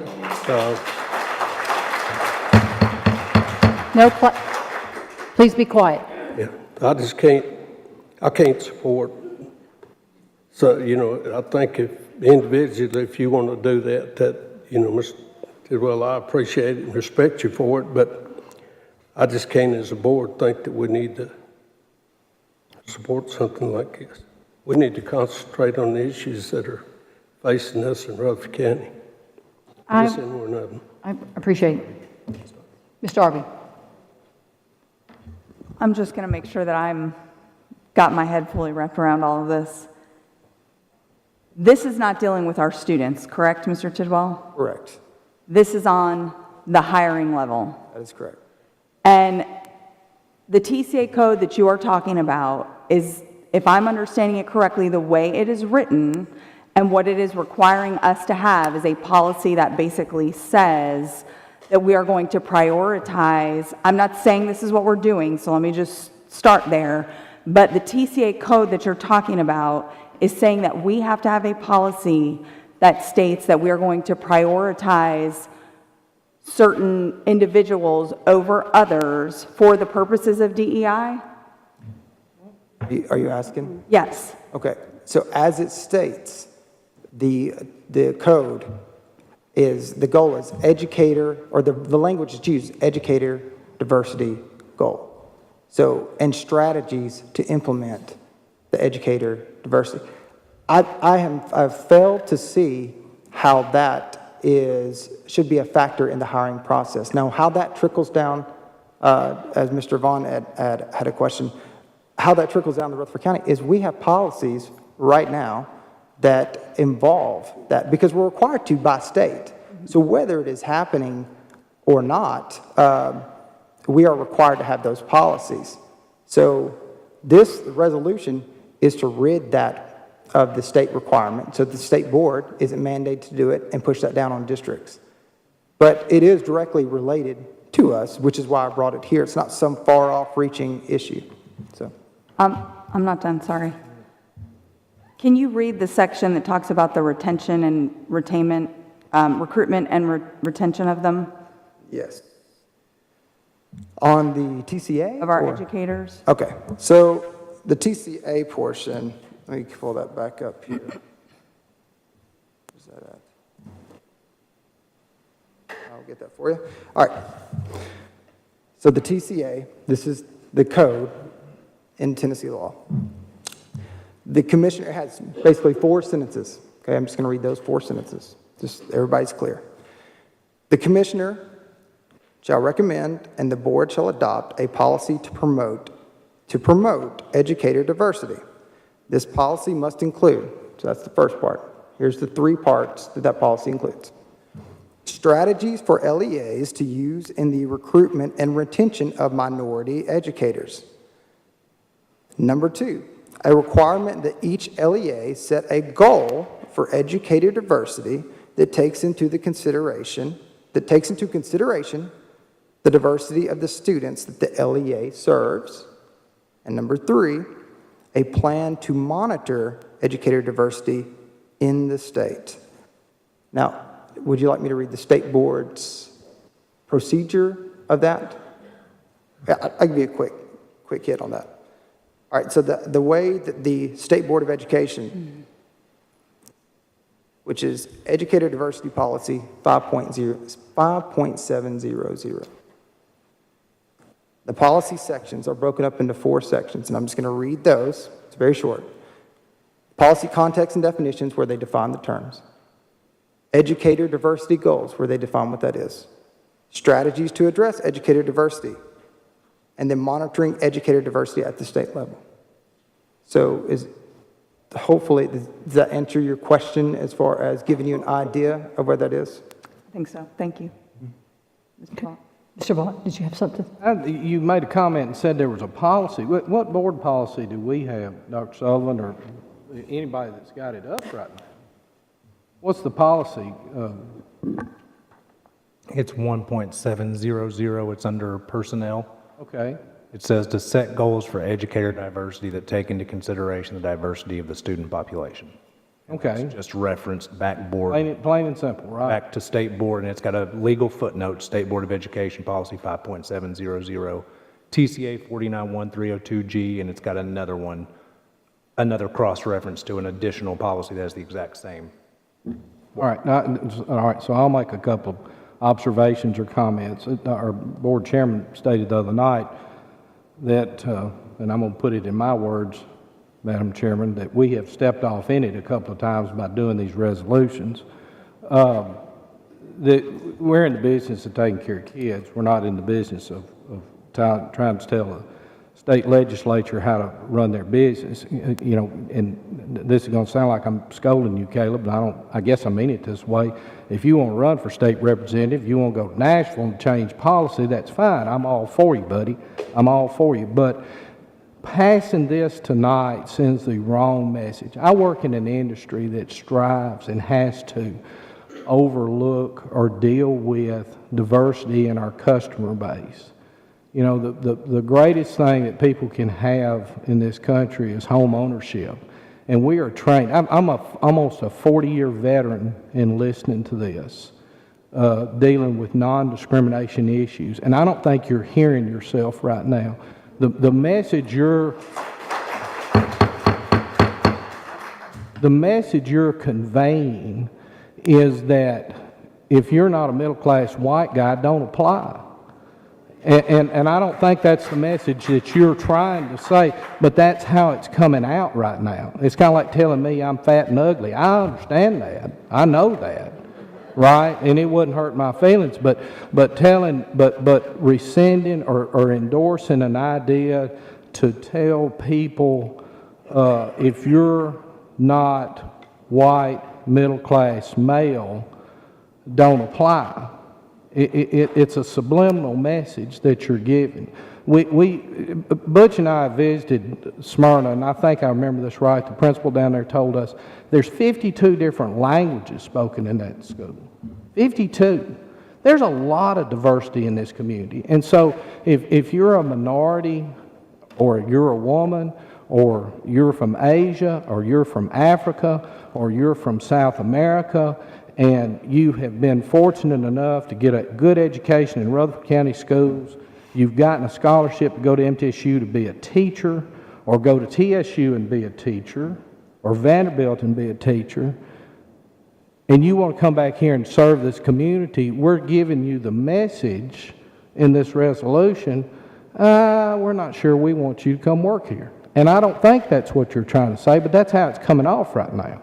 So I would ask that you would rescind this motion, and let's not even vote on it. Let the state legislature take care of it. Let them deal with it. If something needs to be changed, our president just said, hey, he's taking care of the girls or the boys in the girls' bathroom deal, so we don't even have to enter into that with this. So I would beg you right now, as to the controversy we went through the last 2 weeks over the misinterpretation of Ms. Rosales'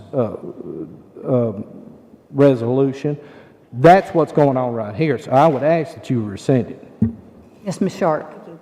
Mr. Tidwell, when is that bill going to come to the floor for a vote? Do you know? I do not know. He did not tell me when it's come to the floor, but it did get filed. So. Okay, so if it does come to the floor for the vote and it passes, we will just be revisiting this issue. Yeah, it will be required. It will supersede. It will be. It'll accomplish the goal, yes. And we won't even have to vote on it. Thank you. Yes, and then I want to say something as well. You can go first. Well,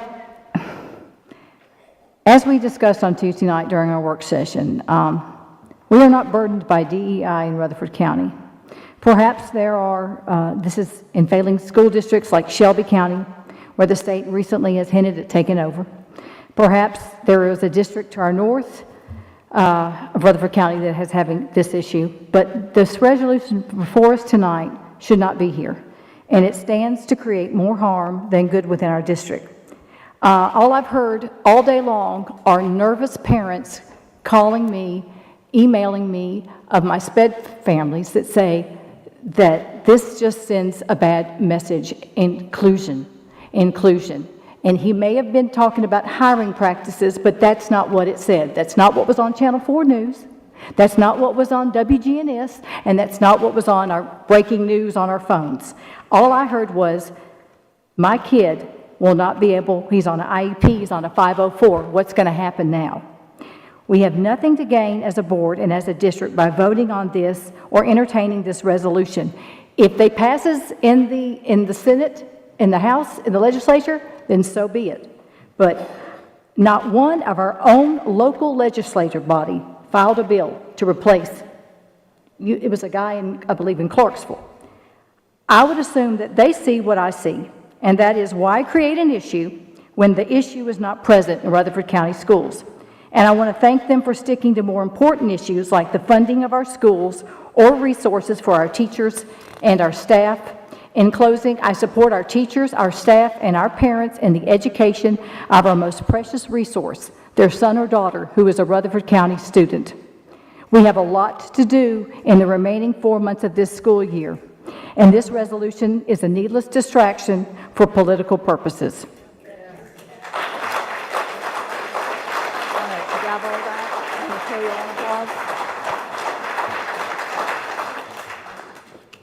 Dr. Sullivan, when you read policy 1.700, Yes. and you said it said that the policy states that we will set goals, can you tell me what those goals are? No, I cannot. So I think this is part of Mr. Tidwell's point, and I'm just trying to provide clarification, because right now there's a lot of accusations being thrown out there, and just because somebody heard on the news that it was this doesn't make it that. I think everybody has to be careful about where they're getting their information from. The gentleman who brought the resolution is sitting right here telling you what it is. It has nothing to do with the students. And I think, and you can correct me if I'm wrong, Mr. Tidwell, to his point, this law required us to create a policy to institute this measure. And everybody sat up here Tuesday and said, well, we're not doing that. And I think his point is just, if we're not even doing it, then why is it even here? Right. And now he's saying the state is going to strike it down anyway, so just get rid of it. If we're not following it, I don't understand why everybody is so upset. I'm a huge fan of merit-based decisions. Dr. Sullivan knows that. Him and I have had conversations about trying to get our teachers on merit-based pay. And at the end of the day, what's best for our students is to have the best educator in the classroom, regardless of the color of their skin, their religion, their sexual orientation. It doesn't matter. We want the best teacher in the classroom teaching our students. And maybe it's naive of me, but I would like to think that the people we have in place making those decisions are making those decisions based off of merit. And we're not living in an age anymore where it's being based off of skin color or gender or any of those issues. And Please stop. I have more faith in our people than that, I guess. Maybe I have more faith in humanity. I don't know. But I think that that is where the resolution is coming from. And he can correct me if I'm wrong. But I don't appreciate the accusations that are being hurled at him, painting him in that light. I don't think that's fair or appropriate. He has spoken about what it's here for. He's the person that wrote it, not News Channel 4 and not anybody else. Please stop. Ms. Sharp. Yes. Mr. Reed, could we add some language in the next to the last paragraph that says this only pertains to our hiring practices. Would that be amenable to everyone? You can add that if that's amenable to everyone. Ms. Maxwell? Yes. I would be open, that is described, but if that adds even more clarity, I'm open to that amendment. Yes, Ms. Rosales. Ms. Maxwell. And then Mr. Vaughn. Jeffrey, I think there's needs to be said about the federal law and the affirmative action. This piece of legislation was put into implemented in 2019, correct? Yes. At the time, was this a super majority Republican General Assembly that passed this piece of legislation that we're looking to strike down? In the Tennessee legislature, yes. Yes, okay. In the federal laws, when you are using factors such as race and even other protected classes, which the diversity, educator diversity includes these protected classes as under the affirmative action. Is it a federal law already stating that it is illegal to hire based on meeting a quota and overlooking individuals overlooking their qualifications and just hire them based on those qualifications? There are a number of affirmative action laws on the federal government books that pertain to hiring practices. There are protected classes, and basically they provide that you cannot discriminate against classes. They don't necessarily say you have to hire because of someone's particular race, but it prohibits discrimination against those people if they fall within certain protected categories, including race, age, that type of thing. Right, so you're saying, based on your answer, is that in the protected classes, we're not required to hire them, we just cannot discriminate them. Correct. Right, so in doing this, if we're using that as a factor, it also means that in a federal sense, we already mandated federally not to meet a quota, because that would be, that is going against of what the affirmative action is trying to do. Correct. Right, so I don't believe that the intention is to try to meet a quota. I'm going back again, and I know you're not wanting to look at this, but the problem is that by striking this whole entire thing down, the whole reason to do this is to mirror the federal laws in regards of our affirmative action in protecting classes that goes with this workplace discrimination is illegal poster of what it is illegal to discriminate against is to mirror that. And if you're wanting to be based on solely on merit and doing away practices and strategies, it really is that comes down to the 2 and 3 in that section. But removing that whole entire section is doing away in trying to say that we are about diversity. What you're trying to implement is that we're not trying to hit a magical number just for the sake of getting diversity and overlooking the best of the best just to hit these numbers. Mr. Vaughn has been waiting carefully. I still can't see why we're beating this dead horse. It has, we don't have this issue in Rutherford County. I've been involved with schools for 54 years in this county. I worked with most of these principals, and I know how they hire. I know the competition that the schools have, and it's because we try to hire the best. And look at it from this standpoint. If your kid I'm an old football coach, so I guess I can relate to that a little bit. If you hire a coach, you want to hire the best coach that you possibly can. The people I know that it never crossed my mind, or anybody I've ever known in this county, that because of the race or anything like that had anything to do with who we hired. because we want to hire the best. And that's the way our principals are in this county. And, I mean, this is something that we don't have an issue with.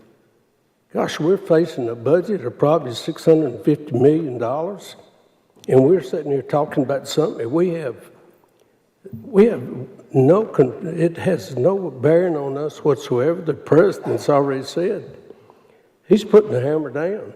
It don't matter what we think. We can just think whatever we want to. And the state, they're going to have to follow what the president says. If they don't, they're going to pay the price for it. So why do we need to get in this battle? Good night. We've got more fish to fry than this. We need to pay attention to our own rat kid instead of worrying about everything else, so. Mr. Tidwell, after you speak, we're going to take a 10-minute recess. All right. Honestly, as far as the accusations, I've cleared those up. I've cleared them in the work session. I'm not going to keep hammering that particular thing. The language is as written. There was a comment made about we don't really have educator diversity goals or anything like that, or it's not happening here. Then I'm going to present this as simply as possible. All right? So if it's not happening here, and our policy says that we should do it, and we are doing it because we're obeying our policy, then if it's not happening here, then let's get rid of the requirement because we're not doing it. So why have it in our policy if we're not doing it? If we are doing it, then I think that's wrong that we are doing it. And to me, again, that would support moving forward with this resolution to get rid of it. So both arguments to me are, I'm hearing everybody saying up here, it's not happening. But our policy says, he just read you the policy, it says that we are to do it. So either let's change the policy, which we can't unless we change ask for a change in the law. So we can't do that. But yet if it's not happening, just vote it out. Are we waiting for the federal, you mentioned the federal. Are we waiting for the federal to tell the state what to do, to tell us what to do? I mean, that's what we're waiting on rather than going, it started off here. Are we good? Are we good? You got a gavel? Great. So, if we... Y'all, no comment. Thank you.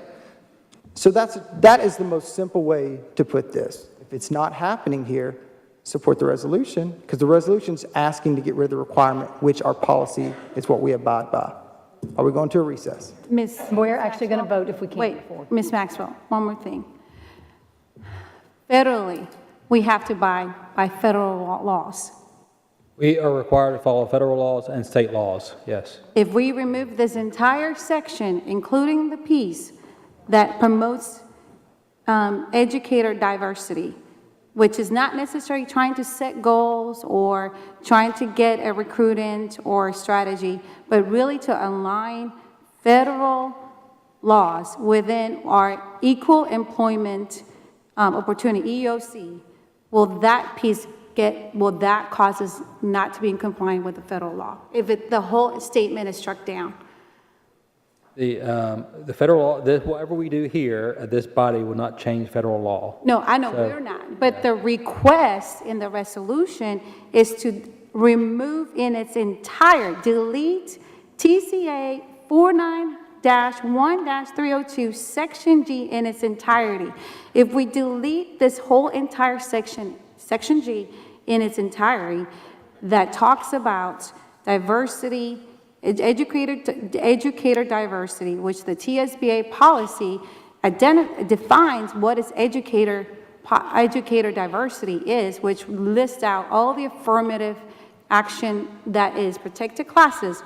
If this state law removes the entire section, will that mean we will be out of compliance with federal law in regards to diversity? That is the question I would like understanding on. Well, ultimately, the decision to rescind 49-1302G will be with the state legislature. And the state legislature needs to make the determination of whether or not they think that law is required under federal guidelines and federal rules.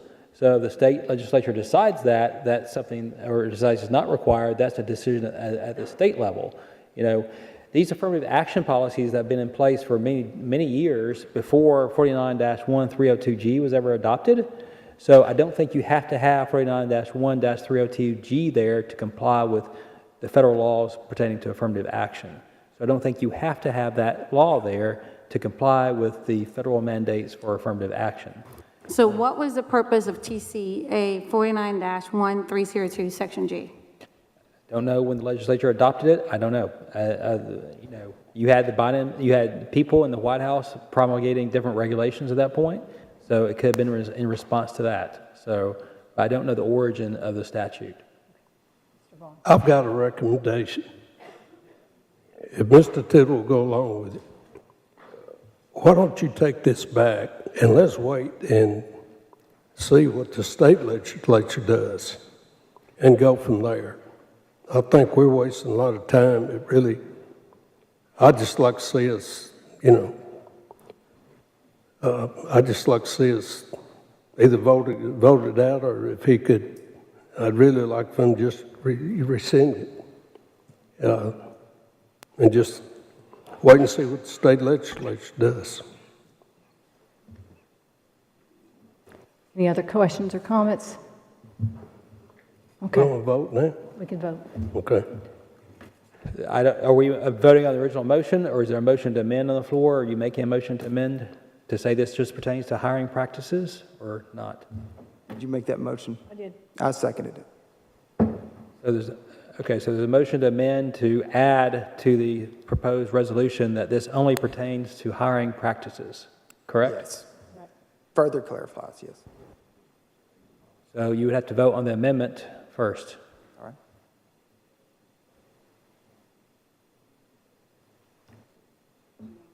Yes. Okay, this is a vote for the amendment. Mrs. Rosales? Yes. Mr. Vaughn? No. Mr. Tidwell? Yes. Ms. Sharp? Yes. Mr. Vaught? Mrs. Darby? Yes. Mrs. Maxwell? No. It's a pass. So that's the motion to amend to add this only pertains to hiring practices, and then the board would have to vote on the original motion as amended. Ms. Maxwell? Yes. This motion now to pass this resolution, it does include the language to support those, what we'd mentioned earlier, the bills. It would be to support House Bill 0622 and Senate Bill 1083. Okay, thank you. It would also say this only pertains to hiring practices.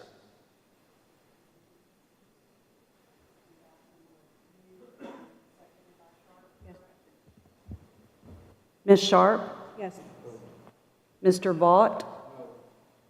Mrs. Rosales? Yes. Mr. Vaughn? No. Mr. Tidwell? Yes. Mrs. Darby? Yes. Mrs. Maxwell? No. Passes. No. Please stop. We're going to do a 5-minute recess, please.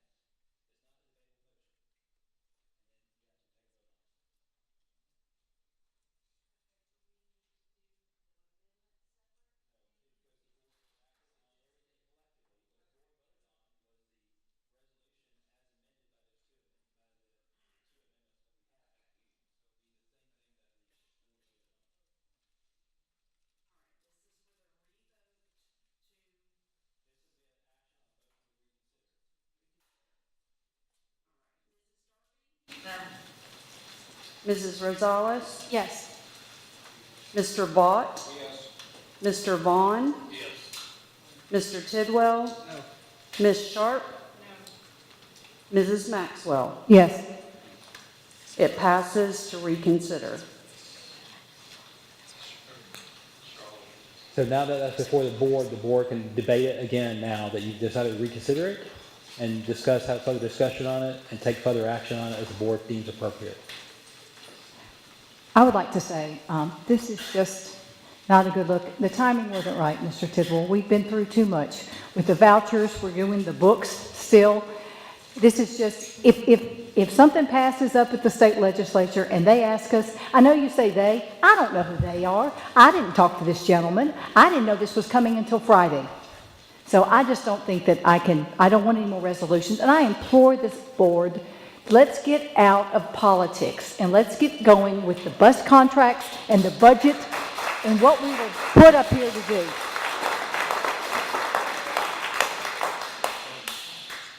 Let's vote. Let's vote. I need a motion. You vote on the final motion. Okay, so we're voting on the motion to reconsider the previous board action is what we're voting on. Maxwell. Yes, Mr. Tidwell.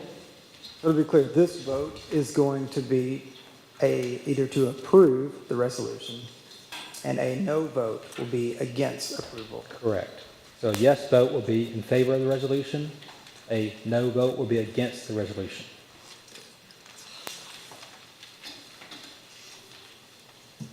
All right, So the Mrs. vote is on the resolution as amended. I move to approve the motion as amended. Is there a second on that? Second. Yeah, it's already on the floor. We're good? Roll call, please. Mrs. Rosales? No. Mr. Vaughn? No. Mr. Tidwell? Yes. Ms. Sharp? Yes. Mr. Vaught? Mrs. Darby? Yes. Mrs. Maxwell? No.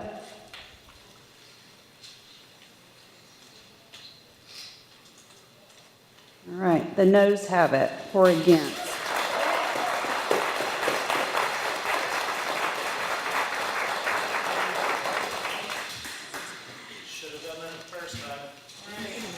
No talking, please. We've got a lot to get to here. So we have 43 titles Correct. tonight? 40-ish, yes. 40-ish, yeah. And we're going to try to go expedite these as quickly as possible. I'd like to make a comment before we get started. You know, we vote on these books. I want everybody to understand, it's nothing against the librarians at all. But we're responsible. Each one of us is responsible for our own personal decisions on these books. The librarians are not the ones voting. They're not the ones responsible for this. We are. Now, I can promise you that these books we're looking at, I mean, we've had a lot of discussion. It's created a lot of issues. But I'm telling you, I can't see how anywhere in the world any one of these books can be of any value to a kid. I mean, if it is, we're in dire shape because we've let the values of our kids and morality and all just slide downhill so much. And we've got to take our kids back. We've lost them. We've got a mental health epidemic in our schools. And if we don't do something about it, it's only going to get worse. So, you know, regardless of how everybody votes, I want the librarians to understand we love you and all like that, but at the end of the day, it's on us. We're the ones that's responsible for it. Madam Chairman, Okay, go ahead. I was going to make a motion or move to follow the librarian's recommendation on all 43 books. Okay, technically Ms. Sharp buzzed in right before you. Okay, so if everybody will grab their sheet, you can go through this, because I'm going to call off my numbers. The first one, I make a move to retain without restrictions, number 34. That's a textbook. That's a body guide for occupants. The second one, I'd like to, number 31, speak. We have already removed that one. And here comes the list to remove. This will include what the librarians. I'm sorry. Go ahead. Point of clarity. I think speak is one that we did retain. Is that correct, Dr. Singh? Yes, we did retain it. This one is point of clarity. Okay, so we've already reviewed. Yes, ma'am. That's my point. Go ahead. It actually has a different ISBN number. This is the graphic novel, I Yeah, think. the graphic novel and actual text are two different Okay. ISBN numbers. Okay, so then this will go in with the remove. So We're start. not voting on these books individually. I'm going to try to do one where we can group a bunch of them together. No, I don't want to vote, I don't do that, no. You And then voted to, y'all can do y'all can do discussions after. Afterwards, we'll discuss. I'm just trying to group a bunch of them together, and if y'all want to pull some out or put some in, or there's some more discussion, you can. changing the rules. No, Madam Chair said on Tuesday that we were going to vote a group together. We could do this. Okay. So we're going to remove number 4, number 10, number 16, number 19, number 20, number 21, number 25, number 32, number 36, number 38, number 1, number 6, number 18, number 23, number 24, number 26, number 27, number 30, number 33, number 35, number 38, number 39, number 40, number 41, number 5, and number 3. 1, 2, 3, 4, 5, 6, 10, 12, 13, 14, 15, 19, 20. Anybody want to add to that? At 26.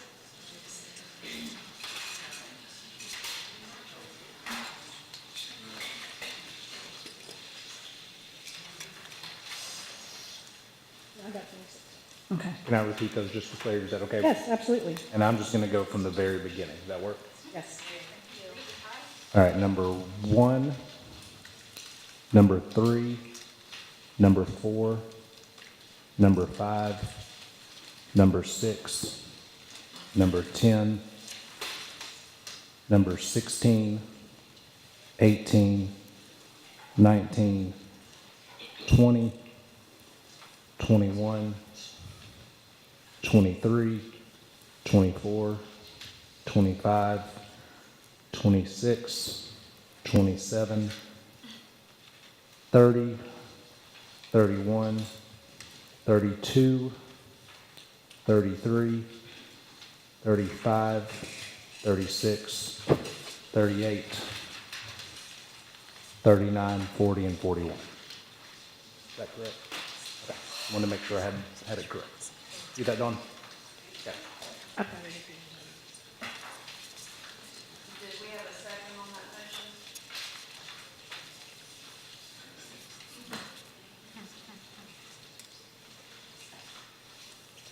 Can I ask a clarifying question to her motion? What would happen with the ones left? Would we be going on those individually?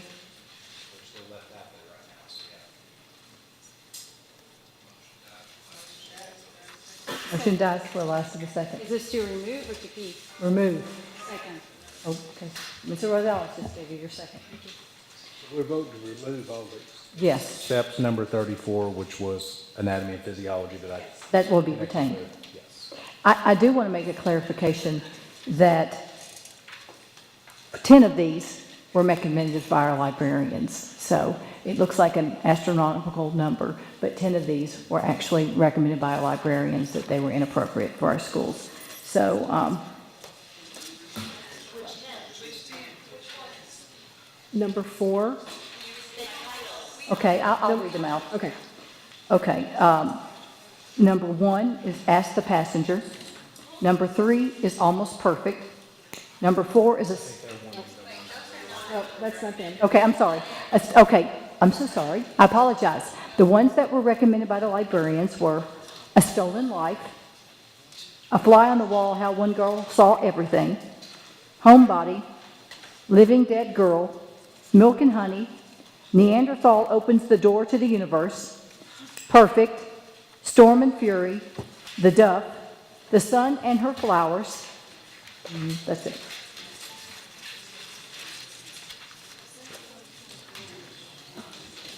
So I guess if there's 9, sorry, not 10, 9.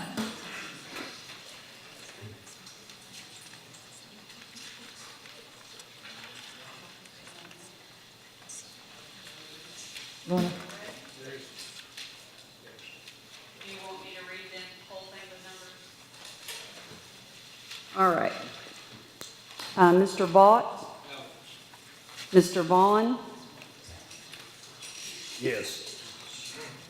Mrs. Darby? Yes. Ms. Sharp? Yes. Mr. Tidwell? Yes. Mrs. Rosales? Yes. Mrs. Maxwell? No. The yeses have it to remove. Madam Chairman, Yes, Mr. Vaught. I would move to follow, on the remaining books, follow recommendation by the librarian. Second.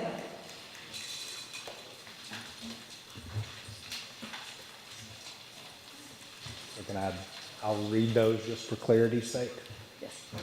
And all I'm doing for the audience watching is going straight down the list and numbering them that way. So this would be the second one, A Lesson in Vengeance. Number 7, Chosen. Number 8, Clockwork Princess. 9, Dumpling. 11, Girl in Translation. 12, Gabby Girl in Pieces. 13, Girl in Pieces. 14, Go Ask Alice. 15, Her Royal Highness. 17, I Am Margaret Moore. 22, Nick and Charlie, a Heartstopper novella. 28, Rumble, Ellen Hopkins. Shine, Laura Miracle. 37, The Invisible Life of Addie LaRue, E. Schwab. 42, Winter Girls, Lori Halsey Anderson. And then 43, Without Merit, Colleen Hooper. And I believe the recommendation or the motion was. The motion was to follow the recommendation to retain these novels by the librarians.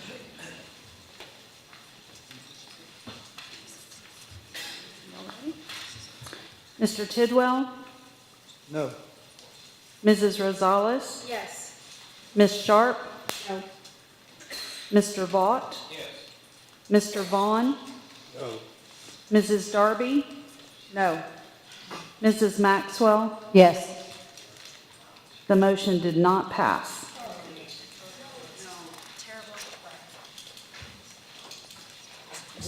Individually? No. They're just all removed? Okay. They're all, I mean, they stay removed just like they were before.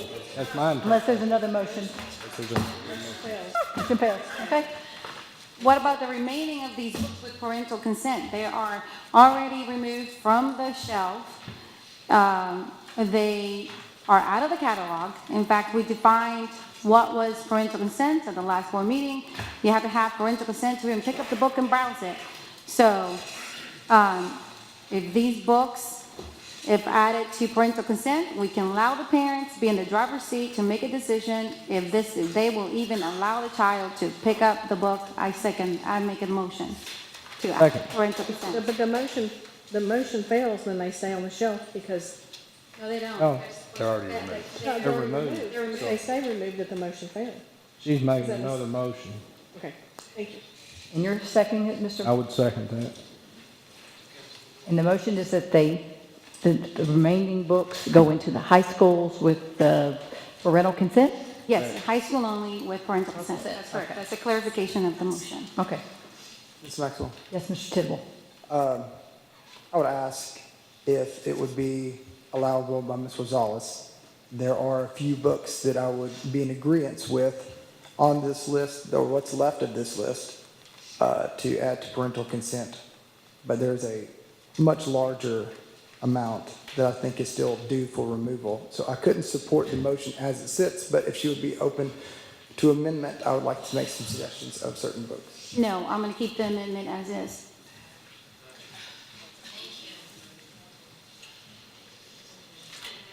Okay. Mrs. Darby? No. Mr. Vaught? Yes. Mrs. Rosales? Yes. Mr. Vaughn? Mr. Tidwell? No. Ms. Sharp? No. Mrs. Maxwell? Yes. It did not pass. Motion fails. Okay. Ms. Maxwell? Yes, Mr. Tidwell. I would like to make a motion that the following books be retained in the 11th and 12th grade access, parental permission in an opt-in form. And these are the books that I would like to add to that list. Can I just give you the titles? Yes. Okay. Yes, I'll. Yeah, that would be better. I'll try to do both here, if that helps. I'm starting near the end. So we'll go 43, Without Merit, 42, Winter Girls, 37, The Invisible Life of Addie LaRue.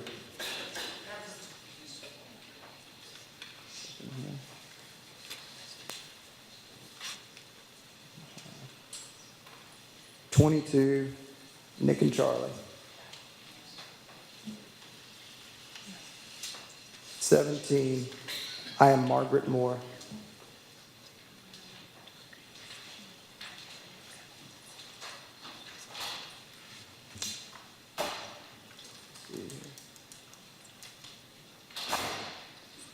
13, Girl in Pieces.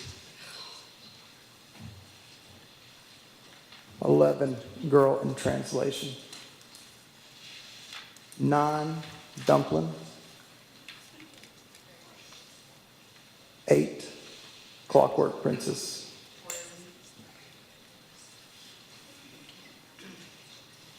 Do you mind reading those back to me? Just so we can clarify. And this is to retain 11th and 12th grade only with parental consent. That's correct. Number 43, number 42, number 37, number 22, 17, 13, 11, 9, and 8. Ms. Maxwell? Yes, Ms. Rosales. I'm a bit confused here. We've made a motion previously to add parental consent in high school only. Now we're doing a motion for 11 and 12 with parental consent. What's the difference between having it in high school only in 11th and 12th grade? I don't understand the difference between the two motions. We're still putting parental consent. We're saying parents to make the decision. I am a Rutherford School parent. I think I know what's best for where my child should read or shouldn't. In fact, our parental consent says you cannot even pick this book without permission from your parent to even pick it up and browse it. It's not in circulation. It's not in the shelf. So I don't understand the difference between having it in 11, 12, and high school. Ms. Sharp has just seconded Mr. Tidwell's motion. Ms. Maxwell? Yes, Ms. Tidwell. The difference would be 11th and 12th grade, so only 11th and 12th graders could access these books. So there's a difference, a distinction there. And secondly, the motion that was made earlier, which I was asking you to amend, was these specific books. I think the following books I am about to ask for removal. Ms. Maxwell? I'm just going to, just a distinct. In high school, in 11th and 12th grader, you have 18 years old and 19 years old. Because I know, because my son was 18 and 19, they're not going to need parental consent to pick up the book. So it just kind of almost defeats the purpose of parental consent. If you want to have parental consent, do it for high school only, and that gives it more reach about what truly is parental consent when you already have adults in high school at 11th and 12th grade. I'm just going to make that point. If we do away with all of them, we don't have this problem. Mr. Vaught, you were wanting to Well, say that's something. what I say. Just close the libraries and get rid of the cell phones. Hell, we can protect them from now on. No, I've got a curious question here. Go ahead. There was a motion back in September to create an adult reading section, and I think two of the board members at that time stated because we didn't have a policy to create an adult reading section that we couldn't put those 10 books that were considered back in September. I'm just curious, Mr. Tidwell, what has changed since September to create an adult reading section, in your view, that wasn't appropriate back in September? Mr. Maxwell? Yes, I would love to answer that question. So these books that I just recommended, I do not believe violate the law. As it was proposed, there's not an adult reading section because I don't believe these violate the legislative, or the law regarding this particular item. However, the 10 books that I brought forth, which I did bring forth, those 10 books I believe did violate the law, which is why I asked Ms. Rosales if we could amend hers so that we could add these into parental consent, and then I could separate the ones I still believe that are on this list that violate the law. There's the distinction. Okay. Madam Chairman? Mr. Tidwell, that's not what you said in September. You said it was against board policy that we could not create an adult reading section. That's what you said in September. I'm just curious what has changed that you could reconsider an adult reading section now if it wasn't appropriate in September. Whether or not you wanted to put those 10 books in or not, you said it wasn't appropriate to create an adult reading section. I'm just trying to figure out what has changed since September. Not about the books, about the adult reading, parental permission section. That's all I'm trying to ask. Ms. Maxwell? Mr. Vaught, thank you. I think my point still stands, and I would ask you to check the minutes. I did not say that we can't create this. That was not from me. I have been neither for the creation or against the creation. My point was there are books that we cannot get rid of that I think need to be looked at from an age-appropriate standpoint, and then there are books that need to be removed. I have been faithfully standing by that standard. Ms. Sharp. Mr. Vaughn, I believe that was me because the law says that we cannot create a mature reading section. So that's the law. Okay, so what we've done here for the last couple of months... We've not created that. We've just pulled them aside and said they're still on the shelf, but they have to be. But we're voting. No talking, please. But I thought you just said we couldn't do But that. they're not going to be separate from the rest of the books. All right, Please, I don't want to have to ask you all to leave. Ms. Maxwell. Yes, Ms. Rosales. Dr. Shasane, I hate to put you on the spot. Hello again. Last board meeting, we defined what parental consent meant, correct? We did. Parental consent meant, at a last board meeting, meant that we're taking the books off the shelf, right? We were removing them from the general collection. From the general collection. How do they even access now the books? Good question. We've had this discussion as librarians, and then I believe we had a further conversation as a board about that they would be removed from the general section.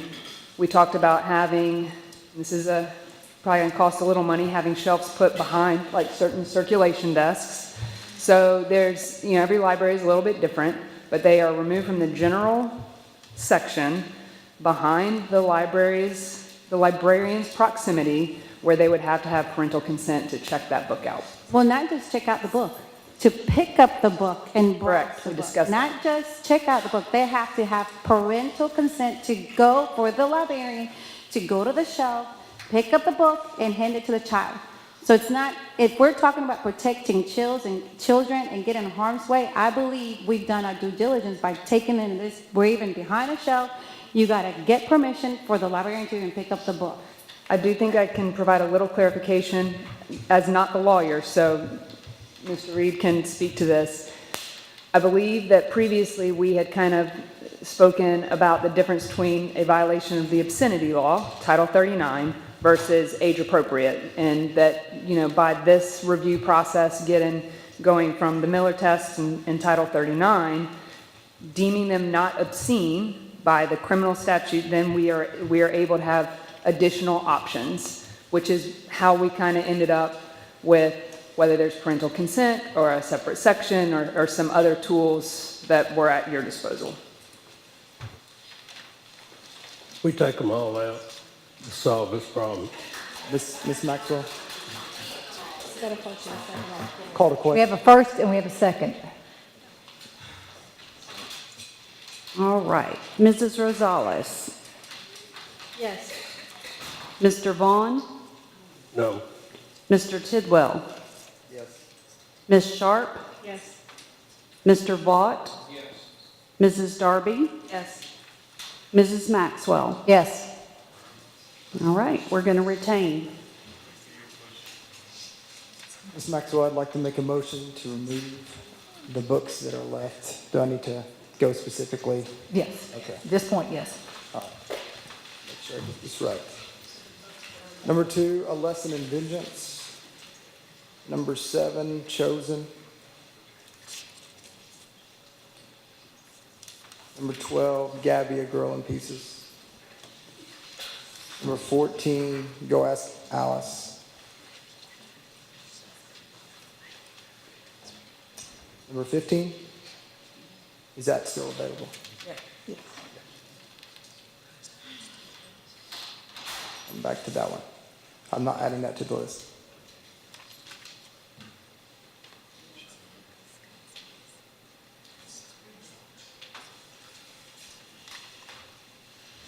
Number 28, Rumble.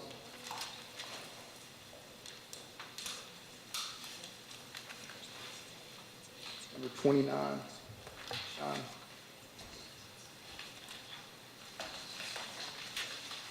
That's it. I'll second the motion to get rid of the rest of them. One left. I left one. Ms. Sharp, who seconded it? Ms. Butch did, okay. Okay.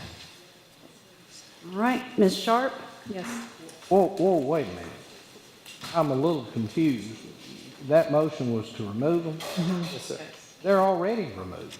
Is this a double secret probation? We got to vote on them twice? They were already removed, Caleb. When Francis removed them back before, they're already removed. Why are you voting on them again? That's what I'm curious about. These removed? Yes. I think it's When important to get clarity. we fail to do the parental consent for all of them, it automatically removed. When you brought the other Yeah, books they are. to just the 10, 11, those are the only ones that could be retained. Dr. Sullivan? Yeah, I think that just follows the standard procedure of what we've done for the rest of them. Thank you for the clarification. No, we have not. Whenever we vote on a book and the motion fails, they're automatically removed. I did a motion to retain all the remaining books with parental consent. That failed. You brought the motion to bring back, to retain some books for 11 and 12. Technically, the only books that you could have brought was the ones that you listed. The other ones are removed. That was the motion. Whenever the motion failed, we don't go back and try to vote on a removed book that's already removed because it failed a prior motion. Yes, we've done that. That's what we've done. Madam Chair, Yes, Ms. Darby. when we've had motions fail before, sometimes the very next motion is the exact opposite of what just failed. So is it going to harm anything to vote on Mr. Tidwell's motion to just put it on the record that No. this is where the board sat on it? We just haven't done them in bunches before. I know. That's why it's I'm causing saying, this rather confusion. than just leave them, I think it just provides extra clarity. I would agree, it provides extra clarity for the record. Okay, do you have, okay, you got it, okay, good. Okay, do you want me to go over the numbers again to make sure that we're clear? Please. I've got the removal of number 2, 7, 12, 14, 15, 28, and 29. I believe you left out 15, Mr. Tidwell. Yes, that is correct. You did leave. Not including 15? I did not. Okay, thank you for the clarification. Ms. Sharp? Yes. Mr. Vaught? Mrs. Rosales? No. Mr. Vaughn? Yes. Mr. Tidwell? Yes. Mrs. Darby? Yes. Mrs. Maxwell? No. Yes to remove. I'll make a motion to take out 15, remove 15. You said that one was left out, I'll make a motion to remove it. I think we added it in. No. We did. It's not? Okay. He said he was going to come back to that. Okay.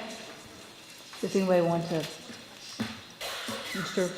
Vaughn has made a motion to remove 15. Do you have a second? I'll second. You can't second the motion. Nice try there. Okay, Ms. Sharp seconded. Okay, this is a motion to remove number 15. Mrs. Darby? I'll be honest with you, I think this was one of the ones that I had trouble finding information on, so I'm going to abstain. Mrs. Rosales? No. Mr. Vaught? No. Mr. Vaughn? Yes. Mr. Tidwell?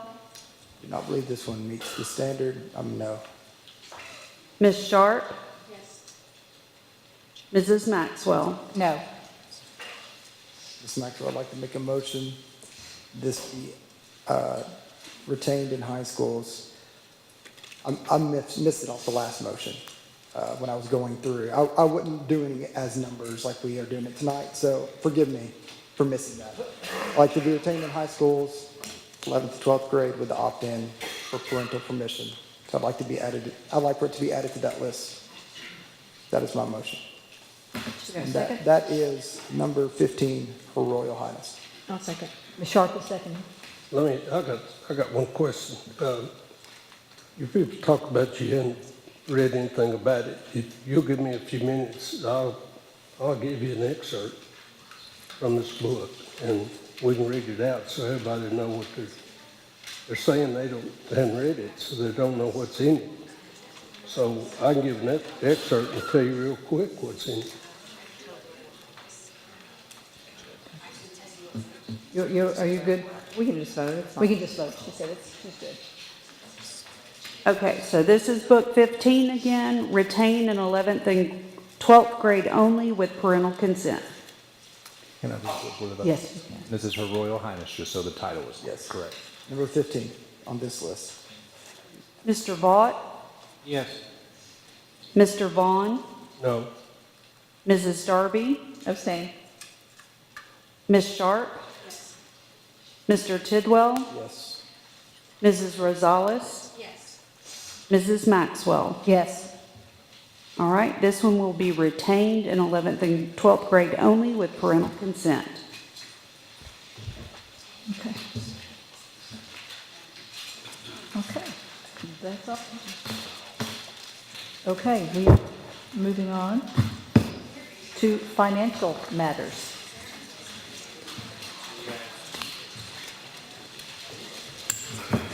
Every time this happens to me, somebody wants to hear you.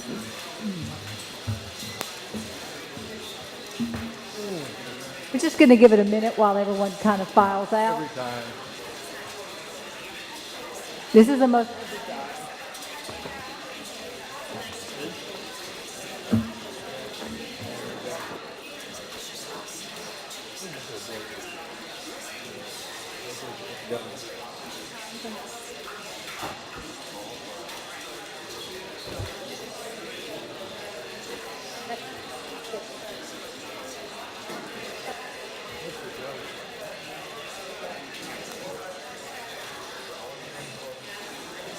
I think it's on,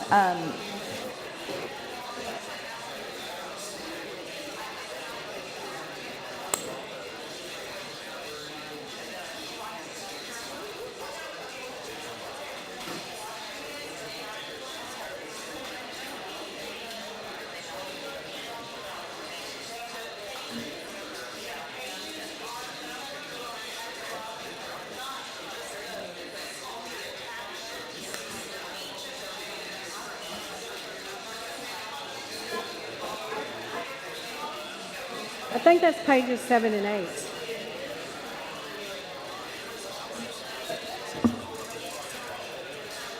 It is, in the agenda.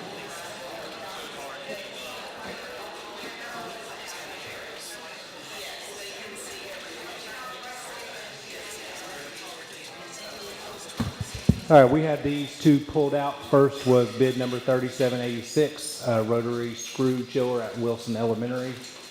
So that is, before I think everybody has a copy of that, it is. Or is there anything else you want to bring up about that? You have a copy of the bid. There were some questions about how we did the bid and what information was sent out there, so that's what was published for public bid. We also, if you'll notice on page 2, we also had a mandatory pre-bid to where they could walk the site. That is typical for us for these types of projects, that we have a mandatory pre-bid. So, Yes. yes, sir. That's what. Yes, sir. That's what I. You have the bid. Sorry, you guys have a stapled copy of the bid package. It's the bid packet that was posted online by our purchasing department. And then, We have. And then you have the actual bids Yes. that came in as well with it. We also have an extensive list that purchasing keeps. Anybody that's bid with us in the past or anybody that wants to bid, I get probably 4 to 6 emails a week, people asking, how do I get on your bid list? Right. And we find out what their discipline is, electrical, mechanical, whatever it is, and we add them to our list. So that list grows weekly. Yes, sir. No, what I was going to say, thank you for doing this, because this, I think, is critical to incorporate into the minutes and make it part of public record. I know you do it. I mean, and it is a perfected system over many, many years. Yes, sir. And this one, if I may, since how the question was brought up, this one was we typically don't have many issues. We had a number of bidders that came, we talked through it. We had a manufacturer that actually assisted us in the review of what our problems were and helped us write what I call the bid specs. That company's representatives did not attend the pre-bid. If you notice on page 2, at the top of the page, it says a mandatory walkthrough. And it gives the date. And we have a sign-in sheet. And if you were not there on that date, you could not bid. Similar to, I witnessed the school bus bid. That was typical. You ask or make everybody that attends that, whether you're bidding or not. And that was the biggest reason I showed up. I wanted to see the pre-bid conference and then the bid opening both. So I've kind of been through the process with you. But that is typical of how capital purchases are made within this realm. Anything that is part of capital projects, it's also part of our GP program. Anything that's not on a permanent bid, like fencing. We bid out fencing every couple of years, or flooring, painting, ceiling, roofing. We've got a ton of things that are lawn care. We bid that out every couple of years, and they have an option to renew. Anything over $50,000, we go through this process. I almost think you were reading my mind, because that was going to be the next question. All right. I just wanted it, as I said, part of the public record. And our purchasing department gets a lot of my business. We have a new one going out. This will be of interest to some. The Laverne High School gates that we've talked about for a while, that actually goes out for bid next week. We have a pre-bid on the 20th, and we have a bid on the 27th. So that'll be the next. It's a $250,000 budget project. So same scenario, same process. Thank you for doing that. Yes, Lee, let me ask you one question. You're talking about you got help with the specs, representatives.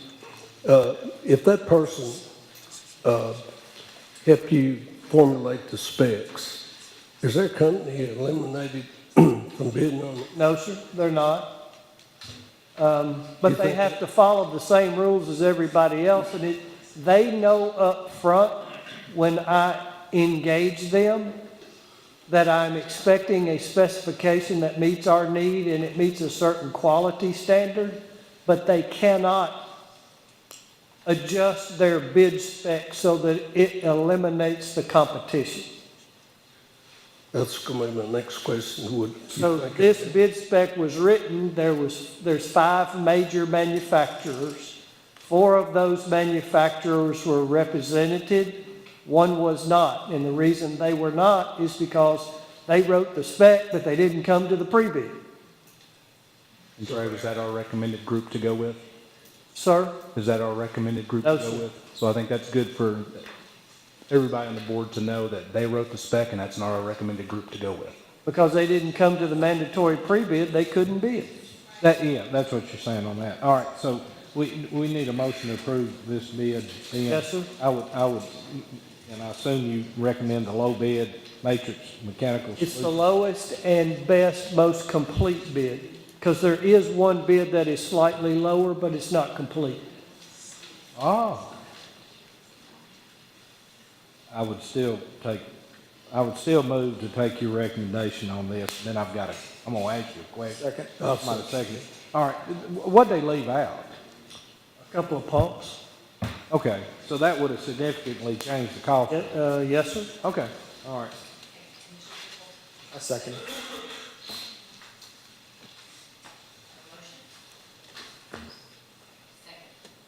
Everyone who agrees, say aye. Aye. Any opposed? Make your mic. Sorry, I'm sorry. All in favor, say aye. Aye. Any opposed? Motion passes. Can I make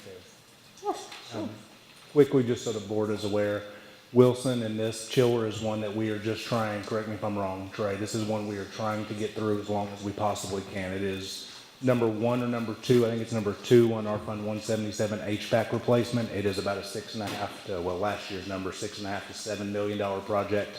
Chiller will get us through just a little while longer, so this is just a way to get us continued. They are super expensive. They sure are. So. All right, next bid, I don't have my paper copy, so I'm reading off the screen, is bid 2405 RFP for student transportation services. We received 2 bids. As the board, I talked about this on Tuesday night. We, of course, recommend to accept the bids, but not to actually award a contract. We will either go with one of 2 options right now, is to move forward and fill these routes with our new bus contract, whatever we come to an agreement with our bus contractors. Or second is to look at purchasing our own buses for these new routes for our middle school only at elementary, Poplar Hill Elementary. That is yet to be determined, but our recommendation is we do accept the bids, but to move to not actually award the contract. Right, did I mess that wording up at all? We were asked by a number of board members what those bids were. Mr. Vaught was there the day we opened the bids. The rest of the board members were not, so they've never been able to see the bids. So we're providing those bids for you, and at this time, it's our recommendation that we don't act on it. But because they're provided for information only. Okay. I got one question about that. Hold on. Go ahead. Ms. Darby, beat you. Go ahead. And I don't know the answer to this, but is there harm in not doing anything with these until we're either at or closer to the contract with the current contractors? So we can just, we don't have to take action on these at all, we can just hold on to them. I'm going to make a motion that we hold on to them. Okay. Okay. So why are we holding on to them if we're not going to act on the bids? Yeah, I think I'm sorry? My understanding was we were just making them as part of the minutes where there was a copy in the record. Yes. Because it never Okay. had been presented to the rest of the. Just information only. I just happened to go and I had it and it never had shown up in the minutes, and I think there's been a lot interest from the contractors, other people. Hey, what are y'all doing? What was the bid? Now it is part of the public record. So no harm, no foul, but everybody can see a copy of it now. I got, just out of ignorance, I guess, on my part, these kids that come here riding these buses that we're gonna buy, I don't think we're to the point yet of buying buses. I think that is, I don't want to put that out. what I'm wondering, Yes. the kids already, these kids already riding the buses. Why couldn't the bus drivers drop those kids off since they're already on these buses that are going there? Mr. Vaughn, we're rezoning, and we will not have adequate numbers of buses when we open the elementary school. We will need additional buses. Okay. Yes, Ms. Darby. The shuttle buses that we're currently using to serve Stewart's Creek Elementary, have those been considered in this? Because they'll be free up that next year. There's 5 currently. I'm asking for another one. But yes, they are part of, we started plugging in our zone lines this week, and they are taken into account. Okay, so the buses that you're now talking about are in addition to utilizing those already? That is exactly correct. Yes, Ms. Sharp. Could I ask a question with Mr. Lee? Because I know that I've seen some of the stuff on TV and everything, but they're asking for a 35% raise. Now, I know that's just not one person. Could you give me how many buses we have, how many contractors, how many drivers we have? I can give you that number, but it's currently running. Approximately. Contractors, it's, 333 buses? no. Contractors, it's around 275 to 280. No, that'd be drivers. Yeah, not contractors. Contractors, then the drivers. I will get with Wanda in the morning, and I'll email everybody out the number, today's number. Yeah, okay, because I think when everybody sees 35%, they just see that big percent, but that's not telling them how many buses we have. It's not telling them how many drivers that we have and how many contractors that we have. So it just looks like it's a large. I'll email everybody today's numbers tomorrow.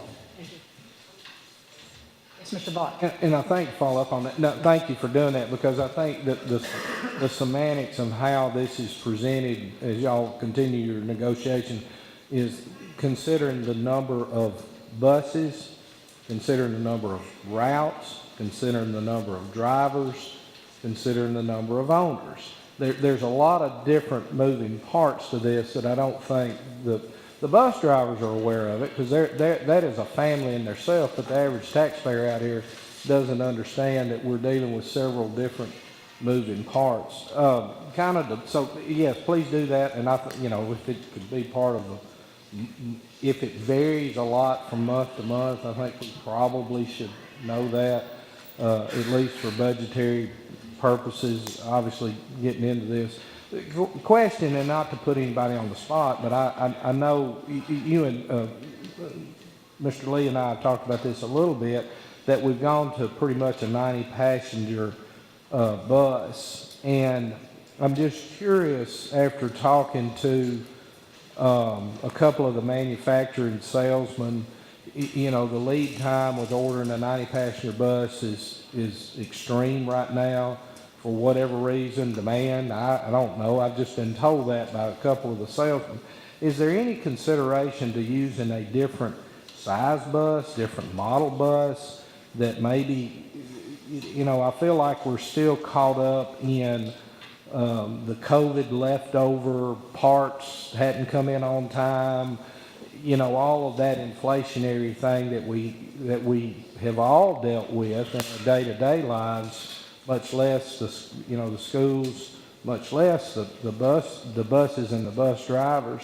Would there be any consideration to using different size buses on some of our routes to make them? I know that the smaller model buses are a little bit cheaper, or a lot cheaper, but they don't haul as many passengers. So there gets to be an economic. How do you weigh that out, I guess is what I'm asking you, or is that another conversation for another day? I'll be glad to give you the history. This was started by Mr. Snell. he's 3 directors back, transportation directors, and the reason that was started then is that it required the contractors to keep a newer year bus. We were having difficulty keeping buses on the road. Is that the same case today? Can't say that. We have reached out to the local bus dealerships.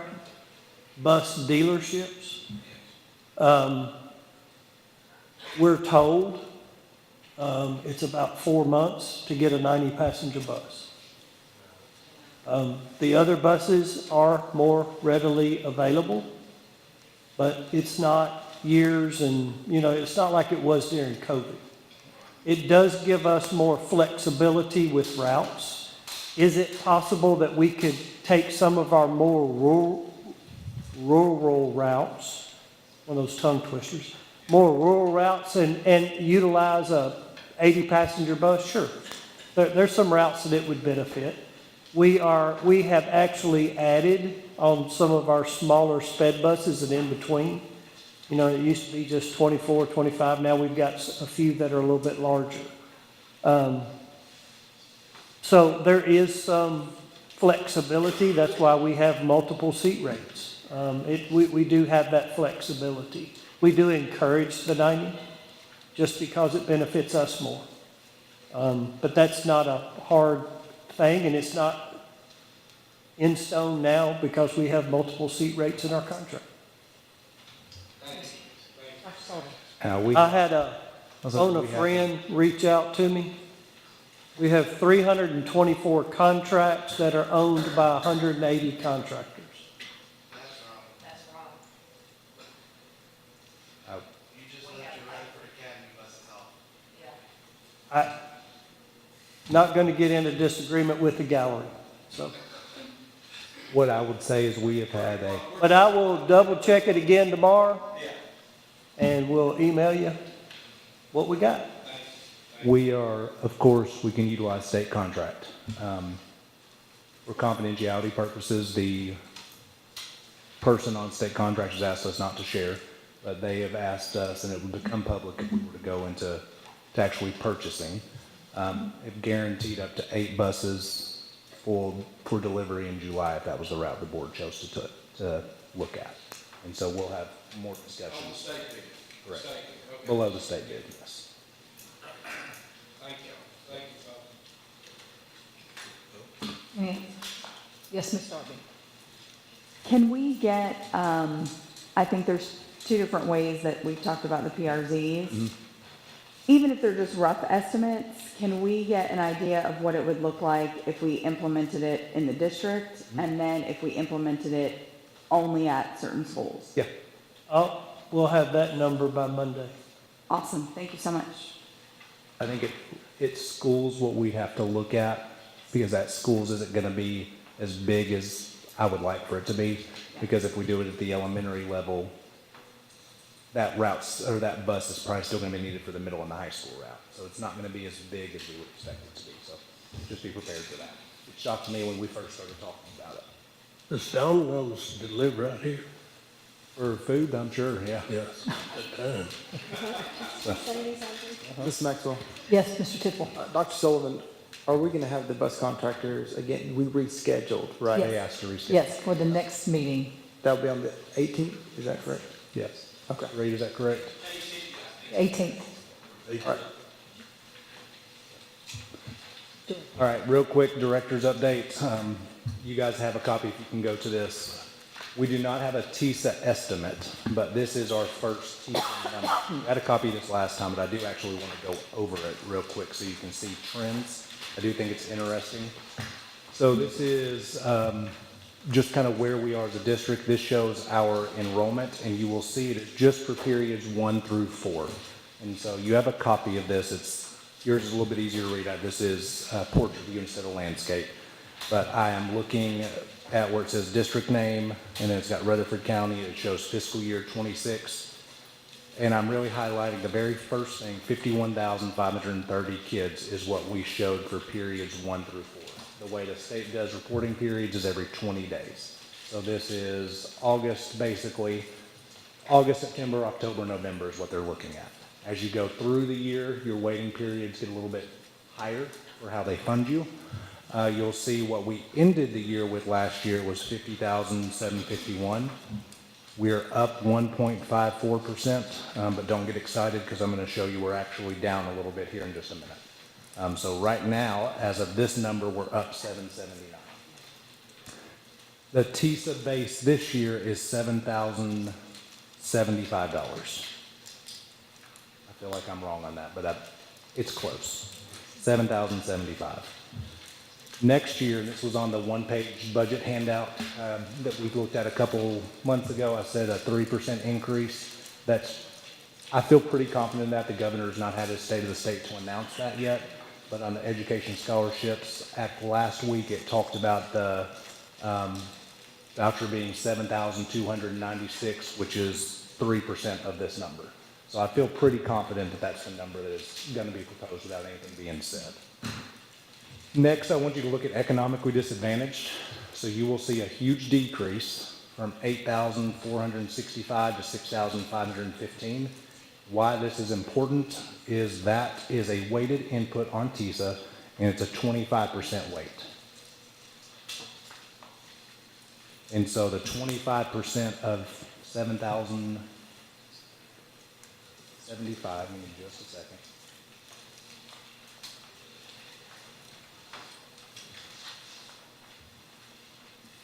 I was actually making sure the TISA base was what it truly was.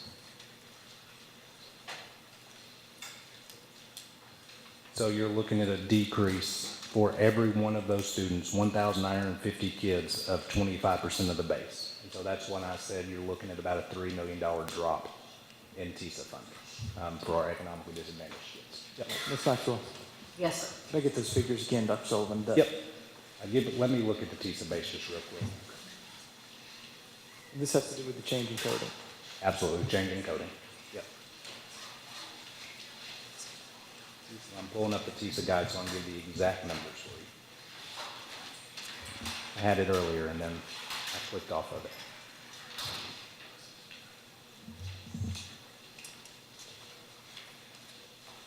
All right. The TISA base for this year was 7,075. Should have gone my gut. So 7,075. And if you multiply that by the 0.25 weight, so 7,075, I would leave too, this gets really boring, I promise, is $1,768 that is a loss for each one of the students. For each one. Each one. So it is a $3,440,000 loss just in a change in state. Economically disadvantaged. Yes, it's going to go up a little bit as the year goes on because we have gone back and tracked and done a good job to make sure students who are free to reduce lunch, we've gotten those numbers up as the year's gone on. But that first reporting period, as kids are filling out their forms, it drops your number. And that's what it's reflecting right now, so it will get better between. It will. What is it, Kelly? It's about 7,000, right at 7,000 right now. So not a huge jump, but still. Yes, Ms. Sharp. Thank you, Madam Chair. Dr. Sullivan, with everything that's going on in California, I'm thinking that the insurance companies are going to just be meeting in their non-existent home in the driveway and handing out checks. And I suspect that we will be seeing a trend coming here. Have you looked at anything on that? I'm going to get into I know it's kind of. Yeah, I'm going to get into our enrollment in just a second because I may be able to offset that. I had not thought of that. Okay. Very good idea. What could offset that, if you go to the next page, concentrated poverty, how one can go down 23% and the next one go up 56%. I have absolutely no idea. It is a state coding thing. We jumped in concentrated poverty, which means how many of your schools are eligible for Title I funds. So you see a huge increase of 12,404 students. Unfortunately, that weight is only 5%. So it's going to cover quite a bit, but it's a 5% compared to 25%. I'm sorry, what was it, 12,000? Yeah, we went up 12,404 students. We went down. Yeah, we went down almost 2,000 on the other one. So 2,000, 25%, but we went up 12,000. Into 5%. So yep. So we will gain some of that money back. So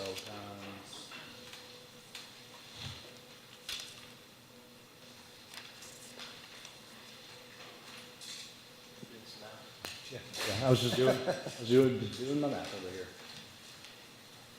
Just to give you some rough numbers. Next, you'll see small and sparse, which we are not. I don't think that's a shock to anybody. And then the next group is not a big thing. I just want everybody to have what the percentages are for our students. So skip down to SPED options, and I just want everybody to have what percentage this is. So SPED option 1 is 15% of the base. And so these are your students who are in gifted. As we go down the list, it is more services that we are providing. So SPED option 1 is 15, SPED option 2 is 20%, SPED option 3 is 40%, option 4 is 60, option 5 is 70, option 6 is 75, option 70 is 80, option 8 is 100, option 9 we don't have any students but it's 125, option 10 is 150, English learner tier 1, I don't think it's a surprise that jumped 20%. English learner tier 2 is 60%. English learner tier 3 is 70%. And then this is a statewide trend. Characteristic dyslexia is dropping, and that's a 20% weight. So we should get our first actual TISA estimate with all these numbers plugged into it in February. That's what's been done the last 2 years. I haven't seen the state actually confirm that yet, but that is usually what happens. We get it in February. The other thing I would hit at is that you'll see grade 11 and 12 ADM. You look down direct inputs. This is where we're seeing growth in high school. So it's just 11 and 12th grade is growing at the high school level. And so that's where we're seeing a difference. Grade K through 3 is a little bit skewed. Our charter schools opened and Rutherford Collegiate Prep opened this year. We can't see Rutherford Collegiate Prep students, but based on the students we have, we know there was an influx of our students and in Murfreesboro City as well that is attending those schools. And so if you if you go to the second to last page, you'll see charter ADM is 822. And so there are 822 students that are in charter schools. 2 of them, we of course track enrollment, Springs and American Classical, we can see enrollment. Rutherford Collegiate Prep, we cannot, but knowing the other 2 are about 200, between 180 and 220 apiece, these first 4 reporting periods, they were about 400 students. Rutherford Collegiate Prep was higher at the beginning, so I need to see the rest to see. Where I say we actually lost students is if you go to that very beginning and see 51,530, that includes the 822 charter school students to the best of my knowledge right now. I have not confirmed that yet with the State Department. I'm waiting because this is our first time to actually see one of these with charter school students in it. So we'll wait to see our actual TSAs. On that particular thing, this is just the charter schools that we've approved. It's not. No, this includes Rutherford Collegiate Prep. Oh, really? And so this would be a perfect example where we talked last year about Murfreesboro City students that last year Murfreesboro City should have been able, and no disrespect to them, but we funded up front for all students, and there's a year gap. So hopefully we can talk to some of our legislators about that. There is a gap being the county LEA when kids from another school system, not the county LEA though. Definitely, but just wanted y'all to see nothing major in here. Just wanted y'all to see kind of where we were trending. I also want to thank our bus drivers. Apparently you guys were at the Hill trying to talk about TISA funding and adding transportation, so 100% agree. Thank you for doing that. Thank you for doing that. It's a great place to advocate for. Don't try to make it laugh. I'm sorry. You almost got me off task over here, which would have got me yelled at. Well, Mr. Vaught, are you ready to give us some? I'm not gonna add anything for Tuesday. Okay. I will have an update in 2 weeks about the legislation. I'll try to do a rundown, those of you that pay attention. You'll give us a federal, Dr. Sullivan, do you have anything else to add I don't know about in the last 48 hours? Only thing I would add is that in the State Department, this is State Department created, that we may ask to get our legislators' help and follow through the right chain, which is technically Dr. Duke is our TOS person that meets with the commissioner next week. We have some SPED licensure issues in our hardest to staff areas right now. That is a State Department created issue. They have changed the licensure requirement that may cause some of our staff to have to go back to school, and they're the ones that we have the hardest time staff, our structured setting teachers. It's not a federal requirement, it's not a state requirement, it is totally a new state. So it's, directors are very, very up in arms about that. I would say. Details step up. Okay. Ms. Sharp? Thank you, Madam Chair. I don't know if we need to put this on the policy committee meeting, but I can make a motion now that we require any charter schools going forward that they use the same operating systems that we use. Yes. Easier. That's, okay, so would you, Policy. would you put that on the policy meeting, please, ma'am? Okay. Okay. And secondary, if our wonderful staff, James Evans and crew, could put together maybe a 30-second commercial aiming at the teachers in California, because they probably are able to see some kind of electronics, since we're not going to be able to put any kind of mail or anything like that. But I would like to pick some of their teachers off, some of their good teachers. So, hey, let's get ahead of let's get ahead of everybody else having the same idea. Return. And put something on social media to go out, even if it's Instagram or something like that. Okay. Is there anything else? Yes, Ms. Gonzalez? Yes, thank you. Dr. Sullivan, I just want to tell you something. You deserve an apology. You really do. See, when I ran on this seat, I ran because with one thing in mind, and that was to help kids, regardless of socioeconomic ethnicity, to get the best possible education. And when I ran as a Republican because why not? Doesn't matter.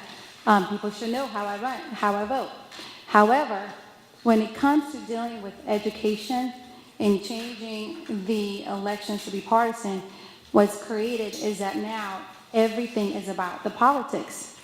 Instead of about what's the most important things in educating our children so they can get the best possible education regardless of where they are in the socioeconomic. And you were correct because you said to me a while back that the politics was going to come, intervene, and take away from the important needs and issues that are impacting right here, Rutherford County, within our children. And for that, I want to publicly say to you that I apologize and you were correct. Second of all, if we were to have a resolution of some sort, and we're going to be sitting in the seats to make decisions for teachers, students, and even amongst family members, I do think that regardless of where you're at in your occupation, even if you are working full-time or not, but if you're going to be sitting making these decisions, that you should be required to volunteer some hours and be inside the classroom and spend some time in instruction, in what the teachers are going through with all the diversity that's happening in the classroom, so that you can get a different perspective of what it's like truly to making decisions that's going to be impacting all these kids. Because when I ran, I had no desire, and well, I don't want to say no desire, but I had no idea that everything was going to change literally the month that I got elected. And with that, I started volunteering and substituting at the classrooms. And the perspective has changed because you get to meet the kids and you're in front of them all the time, and you understand that when you impact them, who's truly needing to have a voice that don't have a voice. And thirdly, I had a little bit of an issue with this resolutions. We called it DEI, but because that's what the politics say. But the section that we were going to remove really didn't talk about diversity, equity, and inclusion at all, because I had made some conversations about that. And so I had a hard time trying to put this section of a code to label it as DEI, simply because it's just trying to bring awareness and promote diversity. Diversity is a good thing. When I went to public school, a lot of people don't even know this, I was the only Hispanic in the entire classroom and entire high school for many grades. I didn't have a teacher that looked like me, that sounded like me. I was pretty much in a little island. And as a child growing up, it was really, really hard for me to feel how I identify. I think I should bring this up. I have never in my life been in a country where it matters what your skin color is. I grew up in Puerto Rico. The skin color didn't matter. I come here, and it was difficult. I had to pick between different camps. Am I with the white, or am I with the blacks? Am I with this?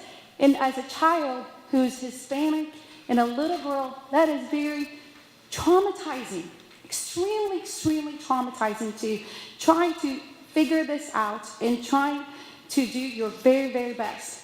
And to have a policy that says we're going to remove diversity because we think that we are hiring and trying to eliminate the best and just meeting quotas, for me, that is just really hard to swallow a little bit, knowing that knowing that no one has really walked a mile in my shoes when it came to what it's like to be in the public school system, where I had no one, absolutely no one that spoke Spanish, that understood what the culture awareness of my culture. It's hard on a child. And when I teach now, and we're having Black History Month right now, it's really amazing to talk to kids, to see kids nowadays, because it's very different. The diversity that we have in our school is very, very different than when I was growing up. When I was growing up, I was diversity. That was it, besides what whites and blacks. But now, when you come to a school, it's a beautiful rainbow. You've got kids that are from Iran. You've got kids that are from South America. You have kids that are white. You have kids that are black. And when I talk to them and bring up about Martin Luther King, I don't talk about the fact that there was racism and that we were stuck back there because there was slavery. I tell these kids, do you know why you are here right now in this classroom with boys and girls that look different than you? It is because of someone like Martin Luther King, who was able to come and break those barriers. And it took a lot of bravery to do that. And because of that, we are here in this classroom sharing and talking and experiencing diversity. And I'm telling you, and I'm able to tell them, that the American dream that a lot of people come to is attainable for everybody. So I just wanted to share this with you guys. Right now, I just feel that we need to get back in the business of education. And let's let the lawmakers handle all that national politics stuff, and that we concentrate nothing but what's important here in the local schools. One question, I know everybody's getting sleepy, but went out to the new elementary school, and boy, it's beautiful. I mean, it's really well designed, and man, I tell you, it's just amazing to me how the skill of the people that put that school together. And you know, it's so important that we teach vocational skills to our kids, because man, I tell you what, to build a school like that is just amazing to me. It's 2-story. It's good. Just a curiosity. where do we give a school like 2 assistant principals? I talked to Mr. Eaton, he was up there with me. Already trying to get a second assistant principal. He can get 1.5 when he reaches 1,000 students. So he, you know, and driving out there. He's been up there 2 days. Driving out there, I'm telling you, there's gonna be neighborhoods that are just, I mean, gosh, they're going up everywhere. And I can tell you from opening Black Middle School, the time you open that first door, they're gonna be knocking the doors down, because it's a good school to come to, so. That everything? Ms. Harvey? Move to adjourn. Thank you.